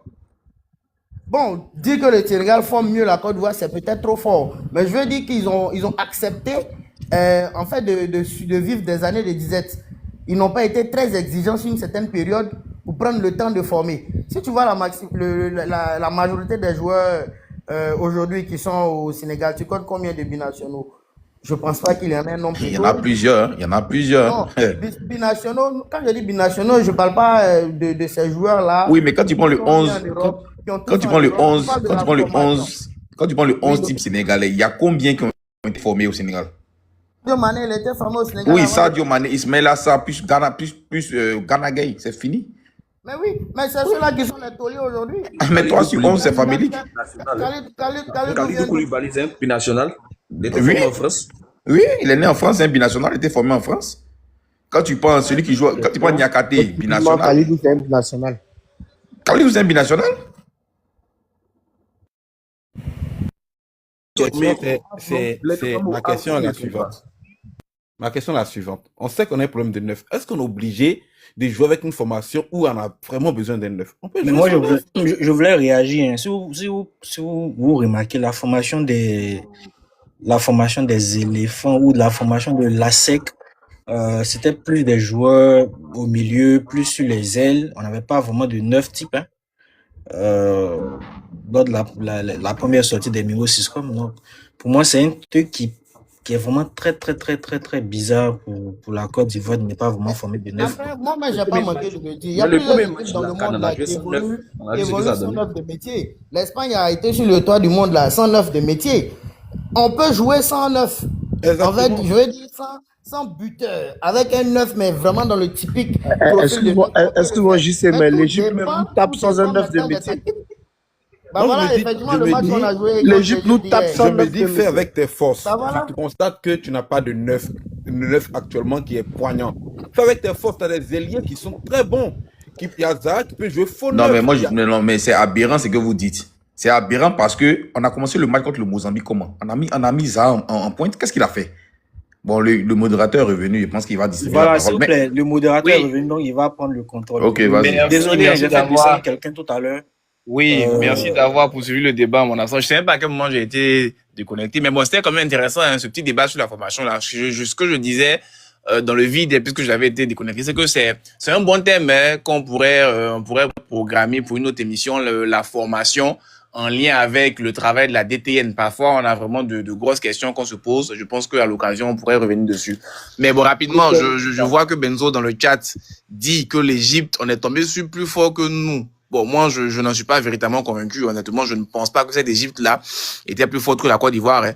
Une Égypte qu'on a vue poussive depuis le début de la compétition, qui a même été traînée jusqu'en prolongation par le Bénin. Et contre qui nous, on a tremblé dès les premières minutes. Je ne crois pas que forcément l'Égypte était meilleure que nous. Mais bon, après, on aura l'occasion d'en débattre en aparté. On va avancer rapidement. On est déjà à plus d'1h20 de débat. On va aller sur les tops et flops de la compétition. Là, c'est la compétition en général. Top, flop de la compétition. Chacun pourra donner au maximum 3 tops. 3 joueurs qui sont vraiment démarqués à ses yeux. Et également 3 flops. Mais on va aller vraiment assez rapidement sur ce point-là. Donc, je vais commencer par... Bon, il y a Mr. Valère qui nous a rejoint.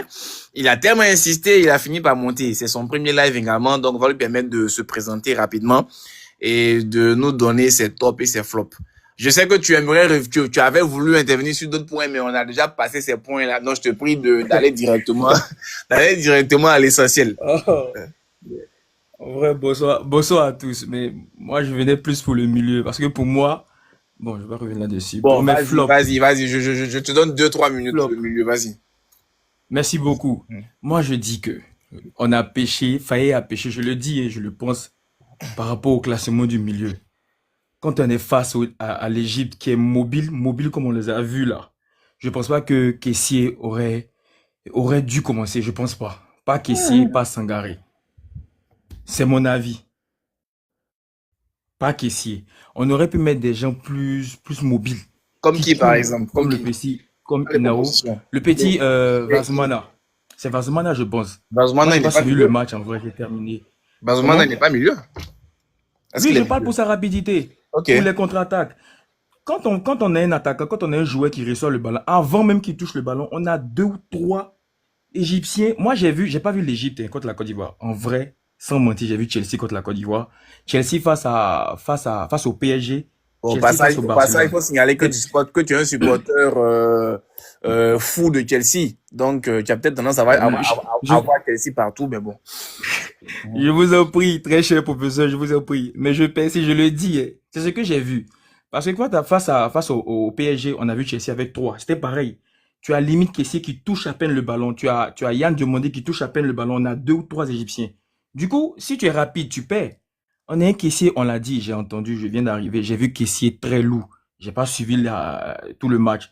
Mais j'ai vu un Kessié que j'ai pas reconnu. Sangaré, moi, c'est pas que je le porte pas dans mon cœur où je le porte, mais je l'ai toujours trouvé lent. Il y a eu des matchs où il a placé le pied, mais je le trouve toujours lent. Que ce soit dans les relances, parfois il nous a sauvés. Mais j'aurais préféré quelqu'un d'autre. Qui, je pourrais pas me prononcer là. Mais pour moi, c'était ça. Je vais m'arrêter sur ça. Maintenant, pour Donc, les top tops, flop pour maintenant. comprendre assez- Oui. Pour les tops, moi, je suis toujours pour Ghislain Guessant. Pour moi, c'est ma pépite sur le côté. Putain, Nguessa, hein, c'est qui ça? Quel est ce nouveau joueur que tu viens de Pardon, créer, là? Conan. Ah, Ghislain Le Conan. latéral gauche là, pardon. Ghislain Conan, je vous l'ai dit, pardon. C'est un top pour Excusez-moi. toi sur la compétition. Pour moi, oui, pour moi. Bien sûr que tu as regardé le match Pour moi. du samedi contre l'Égypte, là. C'est pour de Chelsea, de. Professeur, Non, je Ghislain demande si tu as vraiment. Non, tu as tout à l'heure, Il dit c'est tu son t'as entendu avis. dire que tu n'as pas véritablement suivi le match. Oui. Donc, je te demande, est-ce que tu as même vu s'il le entend match? ça, tu vas fuir. Lequel match? Bon, ok, c'est ton avis. Vas-y, ok. Lequel match? Contre l'Égypte du samedi, là. Non, Le j'ai dit top, j'ai c'est pas toute la suivi compétition. tout. C'est Oui, comme oui, ce non, match, d'accord, c'est oui, pas mais C'est non, mais pourquoi ce quand j'ai match-là commencé, qui nous, j'ai dit que j'ai pas suivi. qui nous Mais couvre pour moi, jusqu'à l'élimination. ce que j'ai vu là. Non, ce match-là qui Pour nous ce que couvre j'ai vu. l'élimination, Ce match qui nous coûte l'élimination, quand Non. même, il a un poids qui est trop important de la Il a joué compétition. 4 matchs. Sur les 4 matchs, il a été flop sur un. Puis lui, c'est son top. C'est son Oui, top mais, à lui. oui, mais ce match-là, il est Professeur, tellement déterminant. Bon, d'accord, comme ok. j'ai dit, Vas-y. ce match-là, je ne l'ai pas suivi Ok, totalement parce que j'étais d'accord. occupé. J'étais même sur Boisflé. Ok, J'étais occupé. Donc, je dis pour la compétition, comme tu as dit, d'accord. Ghislain Conan. Ok, d'accord. Voilà. Ensuite, Maintenant, qui d'autre? Inao, j'aurais Ouais. pu commencer par lui parce que c'est la surprise de tout le monde, Inao. Et D'accord. puis, le Vazement là que je découvre, hein, Ouais. pour ses entrées, en tout cas, j'ai vu qu'il a vraiment montré de quoi il est capable. Je pense que pour les années prochaines, je pense que ça serait une bonne pioche. Et malheureusement, notre grand coach le fait rentrer à la 89e minute. Malheureusement. Ouais. Pour quelqu'un qui a des contre-attaques, qui a une vitesse comme ça, qui a quand même le souffle, moi j'aurais voulu qu'il le mette peut-être en deuxième. Ouais. Je pense que pour les contre-attaques et même pour le milieu, pour foncer, pour mettre la pression là, je pense qu'il aurait été vraiment important. Ouais. Parce qu'on a vu, ils n'étaient pas forts, comme tu as dit, ils étaient pas forts. Ok. Ils étaient juste préparés contre la Côte d'Ivoire. Donc pour moi, c'est pourquoi j'ai dit, moi je l'aurais requalifié en milieu pour les contre-attaques, pour contrer les différents trucs. Bon, d'accord, un Donc, flop, pour les tops, je pense que j'ai dit un flop quoi, rapidement. Un flop rapidement, un flop. Un seul. Le flop là. Il a dit caissier, il a fait comment? Caissier, d'accord, ok. Et puis ça. Bon, c'est bon. Il avait dit un, mais comme dans le deuxième c'est Zaha, je l'accepte. Ok. Andy. Merci professeur, je dis ça. Ok, merci Non, beaucoup. ça va. Zaha et puis. Merci. Et puis, Comment c'est ce que j'ai dit. Ouais. rapidement donner mon top, mes flops. Je peux? Merci. Déjà, beaucoup disent que, excusez-moi, je vais vite aller, que l'Égypte n'était pas forte. J'ai dit toujours, chaque match a ses réalités. C'est pas parce qu'ils étaient archi nuls face au Bénin que face à la Côte d'Ivoire. Est-ce qu'il a tué les Ivoiriens? Non, face au Bénin, ils ont fait la prolongation. Mais chaque match a ses réalités. Chaque match a ses réalités. Et nous avons vu ici maintenant, face à la Côte d'Ivoire, un autre visage de l'Égypte. Peut-être vous avez dit que non, on les a bouffés tactiquement. Non. Ils ont vu leur système, ils ont mis leur système, ils ont gagné. Ils feront pareil avec le Sénégal. Ils vont étudier, comme M. Atta a dit tout à l'heure, félicitations à celui qui suit la vidéo. Il va regarder aussi le Sénégal. Il va étudier le Sénégal. Il va mener une équipe contre le Sénégal. Vous allez être étonné de le voir battre le Sénégal avec un autre système de jeu. Et vous allez comprendre que non, que la Côte d'Ivoire a vraiment minimisé cette équipe d'Égypte parce que cette équipe, elle est 1000 fois supérieure que celle qui était en Côte d'Ivoire. Maintenant, pour donner mon top, je vais aller sur Guela Doué parce que avant la CAN, il avait joué un match spécial face à l'Arabie Saoudite et j'en doutais. Quand on n'a pas sélectionné Senghor, j'avais un peu mal dit, est-ce que Guela pourra impacter physiquement? Parce que l'Afrique, la CAN, c'est physique. Et j'ai été bluffé de le voir répondre aux défis physiques. Donc, mon premier top, c'est Guela. Mon deuxième, c'est la surprise de tout le monde, c'est Inao. Ce petit-là, vraiment, je me dis, si il était bien accompagné dans le milieu de terrain, pas par la lourdeur de certains milieux, je pense qu'il allait vraiment faire de la misère, quoi. Et le dernier, j'ai deux, là, en attaque, j'en ai deux. J'ai Ahmad pour sa première CAN. J'ai Ahmad pour sa première CAN parce que lui, c'était toujours le malheureux des CAN, avec son frère Traoré. Voilà, aujourd'hui, il est rentré, c'est lui qui nous fait la CAN, hein. C'est lui qui nous fait la CAN, voilà. Donc, bon, bref. Voilà. Et puis, pour terminer, Guessan en top. Guessan? Oui, pour moi, Guessan. Ah ouais. Parce qu'on cherchait un neuf, on n'avait pas. Il faut qu'on dise la vérité. Bayo, il n'était pas prêt. Ouais. Il n'était pas en forme. Crasso, comme j'ai dit, c'est un attaquant qui joue en costume. Il vient, voilà, bref. Il est trop propre, quoi. Et Guessan, là, il m'a surpris parce que tout le monde doutait de lui. On dit, pour pas mettre. A commencé par toi, hein. Tout le monde a commencé par toi, il faut le préciser. Non, j'ai toujours soutenu mon ami Guessan. Donc, pour terminer, laissez-moi finir, s'il vous plaît. Et mon ami Nguessan, merci. D'accord. Tout le monde disait que non, lui vient apporter quoi. Mais l'attaque, là, regardez, les répliques défensives qu'il fait. Il est le premier qui fait la tâche défensive face aux défenseurs. Et ça, c'est pas parce qu'il m'a pas des buts, mais la tâche qu'il a abouti, c'est un peu comme le Wourourou. La tâche qu'il a abouti pour l'équipe, mais c'est tout ça aussi. Maintenant, mes flops. Rapidement. 1-2, rapidement. D'accord, si Yaya Fofana, rapidement, Yaya Fofana. Ouais. Franck Kessié qui m'a vraiment déçu. Et puis, pour terminer, comment on appelle ça, le petit Zaouri, là. Comme ça, merci. Ok. Lui, son match, j'étais vraiment déçu. Merci bien. D'accord, merci. Benzo, vas-y. J'étais super dur. C'était quoi la question déjà? Les tops. Bon, d'accord, rapidement, 30 secondes. Je vais revenir Ouais. sur un fait qui se répète ici. On nous parle, oui, je suis d'accord, mais moi, je suis failli, je réagis comme lui. Je ne fais pas sortir Franck Kessié à la mi-temps. N'oublions pas que on était à 2-1 à la mi-temps et on a encaissé le 3e but vers la 56e. Peut-être à ce moment, il pouvait faire sortir Kessié. Mais dit que il devait sortir Kessié à la mi-temps, c'est de l'anti-jeu, il ne pouvait pas. Revenir sur Bazoumana rapidement. Il avait failli, était mené, il avait confiance en ses 2 ailiers, qui étaient Yann Diomandé et Ahmad.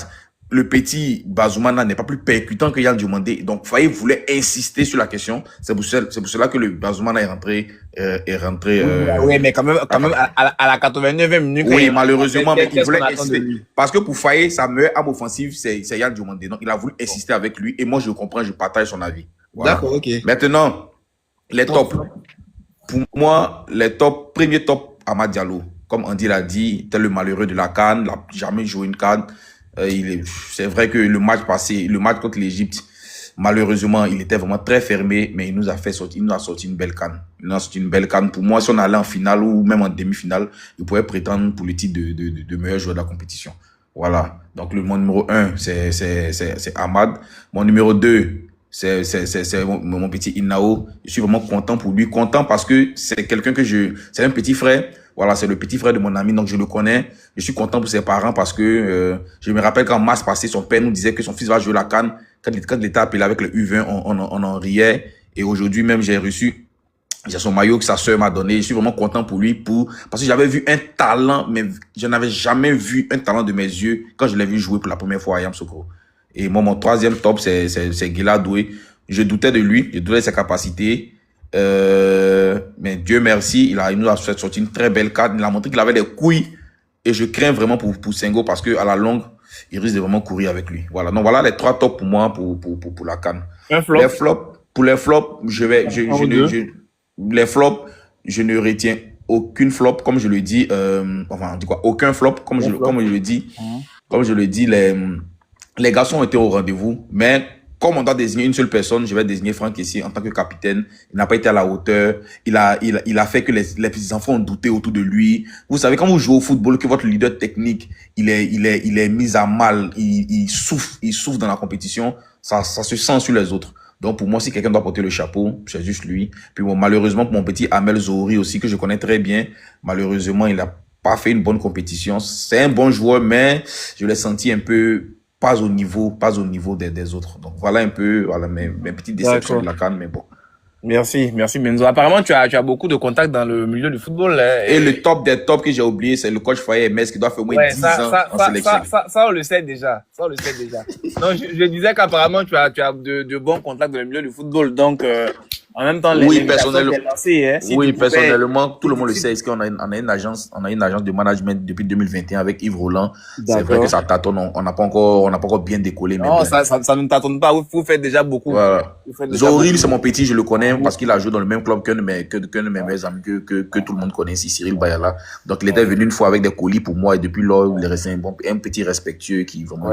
Voilà, c'est tout. En tout cas, on vous suit. Votre agence, comme je l'ai dit là, elle ne tâtonne pas. Elle fait déjà du bon boulot et par la grâce de Dieu, elle va aller de l'avant. Merci, amen. À l'occasion, si vous pouvez également nous envoyer quelques pros dans le live. Oui, Jules Chris m'en a parlé. On a dit qu'on allait organiser pour qu'on ait au moins un maximum. Ce serait bien qu'on fasse, par exemple, un live. Il va appeler Armel. Peut-être il va venir nous donner comment on dit ça, il va venir nous expliquer comment la CAN s'est passée. Je vais lui en parler.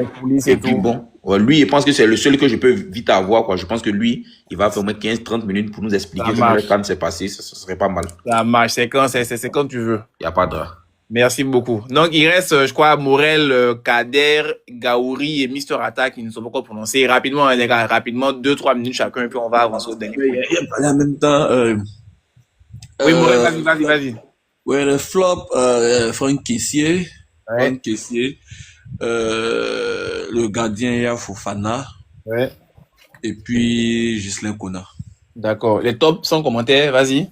Top rapidement, Guila Doué, Christinao. Ouais. Et puis,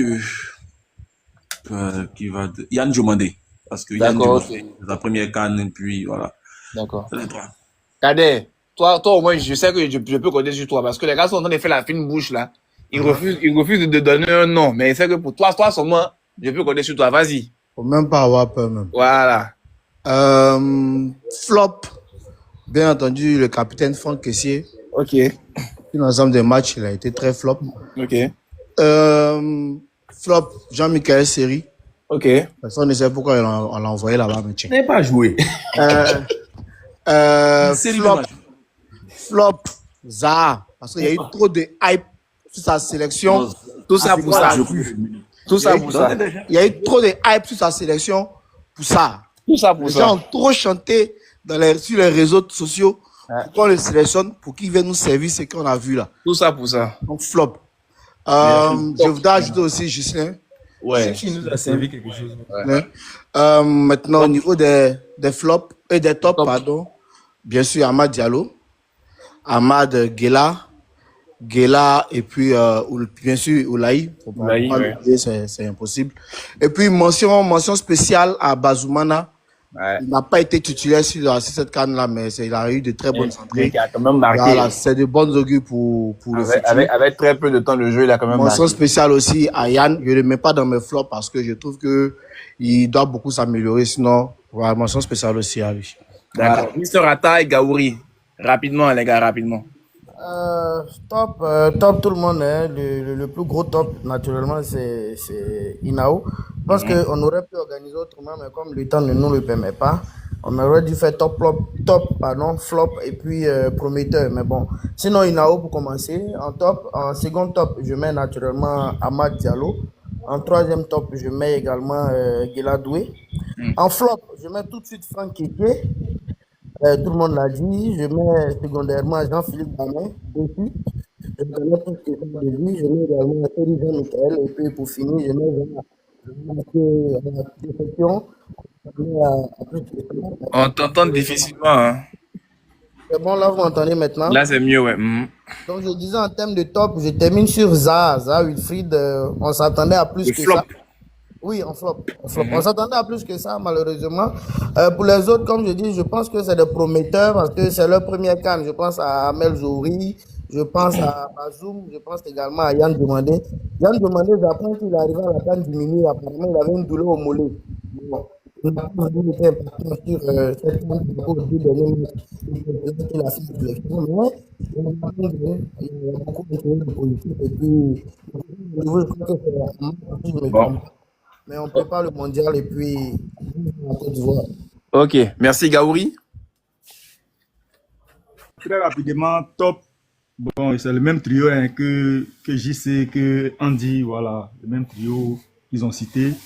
Flop, premièrement, le capitaine Kessié. Deuxièmement, Sérijean. Et puis, troisième, notre dernier rempart, voilà.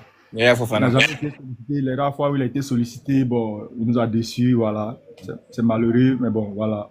Peut-être qu'on va repartir voir Alban, peut-être que bon, peut-être. Hein, ouf, voilà. Alban là, est-ce qu'il ne faudrait pas essayer le troisième là, qu'on n'a pas encore vu à l'œuvre? Parce que Alban là, bon. Bref. Donc, voici un peu, merci. D'accord, merci. On va terminer rapidement en 5 minutes sur les perspectives pour l'avenir. Bon, il y a une question que je ne vais pas poser à Benzo parce que lui, sa réponse est déjà claire.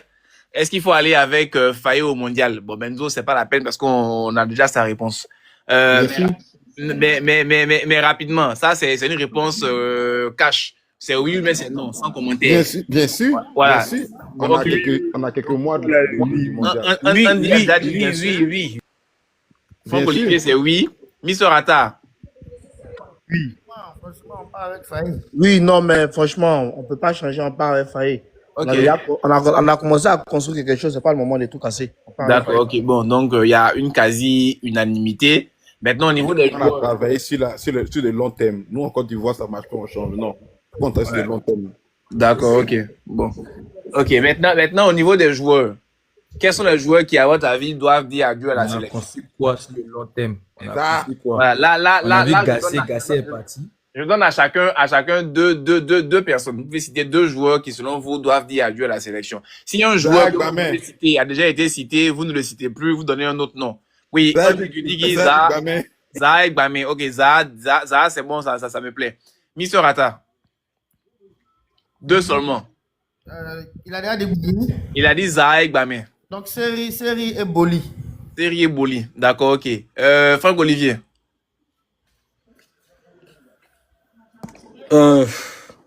Ils ont déjà cité, hein. Moi, j'allais dire Gbamé. Et Pas de Seko. Voilà, merci. Comment il a oublié ce gars-là? Seko Fofana. Moi, je vais citer une seule personne même. Seko Fofana. Il doit plus venir sur l'équipe. D'accord, ok. Benzo. Bon, Benzo, lui, il aime tout le monde, mais bon. Moi, j'attends de voir leur performance après la CAN dans leurs différents clubs. Parce que pour moi, les 28 ou même 27 qui ont été à la CAN sont bons. Voilà, sont bons. En termes de talent et en termes de vécu. Tu prives Thierry Jean-Michel d'une Coupe du Monde, tu prives un joueur qui a un vécu exceptionnel avec l'équipe de Côte d'Ivoire pour la Coupe du Monde. Donc, j'attends de voir leur performance dans leur club. Par reconnaissance, même s'il n'est plus non, parce que vous savez, le football là. Par reconnaissance, même s'il n'est plus au niveau. Il y a la gestion la gestion d'une équipe nationale là, c'est un tout. L'équipe nationale, c'est un tout. Ça va au-delà des 4 mètres carrés ou même je sais pas de combien de mètres carrés qui est la pelouse. C'est un tout. Donc, pour moi, les 27 méritent de partir à la Coupe du Monde. Maintenant, en termes de performance sportive, j'ai un peu de doute sur Willy Boli et Serge Jean-Michel par rapport à leur âge et par rapport à leur temps de jeu. Sinon, pour moi, hormis les deux, les 25 doivent partir à la Coupe du Monde. Et j'espère que les 25 iront à la Coupe du Monde. D'accord, ok. Kader? Modérateur, s'il vous plaît, juste une minute. J'ai une minute, pardonnez. Oui. Ce que Benzo dit, je suis d'accord avec lui aussi, parce que une équipe, c'est pas que les meilleurs. C'est pas que les meilleurs, non. Il y a une vie de groupe, il y a les performants, il y a les remplaçants, il y a les motivateurs, il y a tout ça aussi. Oui. Et comme on dit, il y a les aînés qui vont recadrer les petits.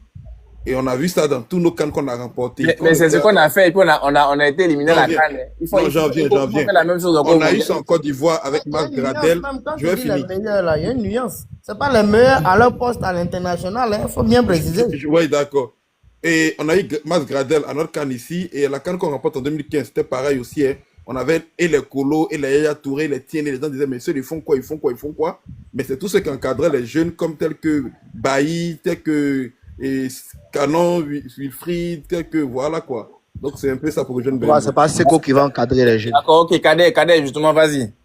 D'accord. Après, il va rester Morel, Mr. Valère et Gaouri pour pouvoir conclure. Déjà, pour moi-même, depuis son dernier match face à l'Afrique du Sud ici à Abidjan, avant la CAN en 2023, il ne devait plus revenir. Donc pour moi, Zaha, c'est bon.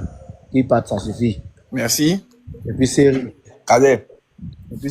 Donne-moi 15 secondes, je te dis un truc rapidement, 15 secondes. Faut oublier même, tu peux pas pour corroborer ton propos, je vais raconter une anecdote de 15 secondes. Ok, d'accord. Voilà, il y a le petit que vous, bon, je ne sais pas comment ça se TikTok, je ne maîtrise pas trop, je ne sais pas si mais on entend ma voix, on peut faire des captures ou pas, mais il y a le petit que vous savez, le petit qui était la pépite de la compétition, qui nous racontait que le type en question, la personne que Kader vient de mentionner, a été très désagréable dans le groupe. Et qu'il boudait à outrance depuis qu'on ne le faisait pas jouer. Et moi, révélation mondiale. Et moi, révélation mondiale, si on s'en fout. Et moi, j'espère que c'est enregistré. Sans vouloir interrompre Benzo, s'il n'était pas venu, on n'aurait pas su ça. J'espère que c'est enregistré. Mais nous, on a dit que c'est son comportement. Nous, on a dit que ça allait se terminer comme ça. On n'a pas besoin de princesse. Pour finir, pour que Kader continue, il y a un autre champion d'Afrique 2023 qui est déjà venu jouer à Lazo. Comme on dit, on ne cite pas le contemporain, comme on est sur TikTok. Voilà.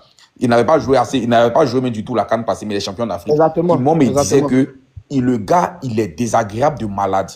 Tu le salues, il ne te répond pas, ou il te répond d'une manière où il est assis dans son coin, il ne parle pas. Mais récemment, le petit nous disait, que vous savez tous, nous a dit que depuis qu'il n'a pas été titularisé après le match contre le Gabon, il boudait à outrance. Il a pourri l'atmosphère.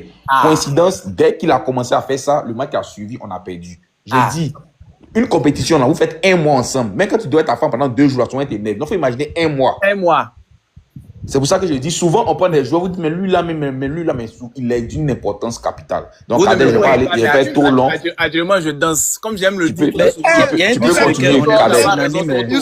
Il y a un truc sur lequel on est tous unanimes, mais on est tous unanimes qu'on ne devait pas le sélectionner parce que il n'avait pas sa place dans la sélection qu'on avait encore à Dengra. Voilà, ça, on est tous unanimes là-dessus. Donc, ne faites pas la fête, s'il vous plaît. Bon, en tout cas, moi, il danse. On a On va toujours faire dit la fête.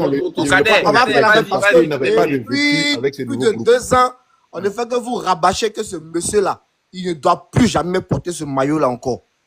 Vous avez insisté qu'il est dans son championnat de fermiers là-bas, dans son championnat de fermiers là-bas parce qu'il marque, on a qu'à les faire venir. Kader, vas-y. Attends, maman Marc aussi là-bas, non? Kader, vas-y, faut terminer.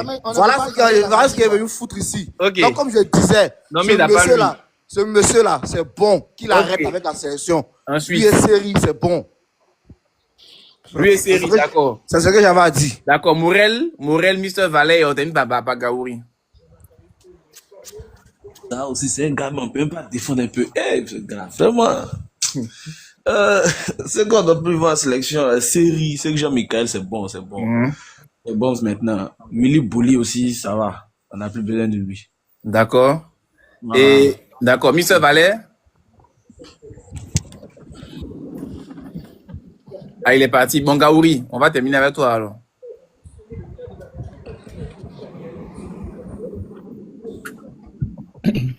D'accord, très rapidement. Et série. Voilà, je pense que c'est bon. Ils nous ont assez donné, c'est bon. C'est quoi, série? D'accord. Voilà. Bon, merci. Mais je note un peu pour l'anecdote, je note que personne n'a cité le Rourou comme étant quelqu'un qu'on ne veut plus voir. Merci, moi il est. Mais c'est un bon joueur. Youssef t'a demandé 2 personnes, c'est pour cela. Mais oui, mais c'est un bon joueur. Non, mais si tu avais demandé la liste de tous les joueurs. Il a demandé 2 personnes. C'est bon joueur. Oumar ne triche pas. Ça veut Oumar dire. Diakité est le meilleur buteur sous les failles. Non, mais c'est pas parce qu'il est le meilleur buteur, mais c'est un gars qui n'est pas le meilleur de lui. Youssef, tu as demandé. Oui, j'ai demandé 2 personnes. Vous voulez que Faye se prive de son meilleur buteur. Voilà, mais dans quel monde? on a choisi le plus mal. Non, j'ai demandé 2 personnes, mais ça veut dire que on a choisi le plus mal. Aucun d'entre vous n'a pensé à lui en premier. Que tous ces personnes-là, Oumar est le meilleur. Je préfère Oumar que tous ces personnes. La cohésion du groupe, on peut pas mettre une croix sur lui. J'ai demandé 2 personnes, mais aucun d'entre vous n'a pensé à Oumar Diakité en premier. Mais parce que avant lui, il y a pire. Ok. On pouvait éjecter les pires là. Oumar ira au mondial. Ça, c'est sûr. En tout cas, je suis d'accord, Benzo. Oumar même il ira au mondial. Premier. Oumar sauf blessure, sauf cas de force majeure. Non, mais c'est pas grave. Il va se blesser et puis 2, on va lui donner un tam-tam dans. Il va se. Ma parole est vaincue. À la Coupe du Monde, il sera en vacances. Il peut aller ambiancer là-bas. Bon, chers amis.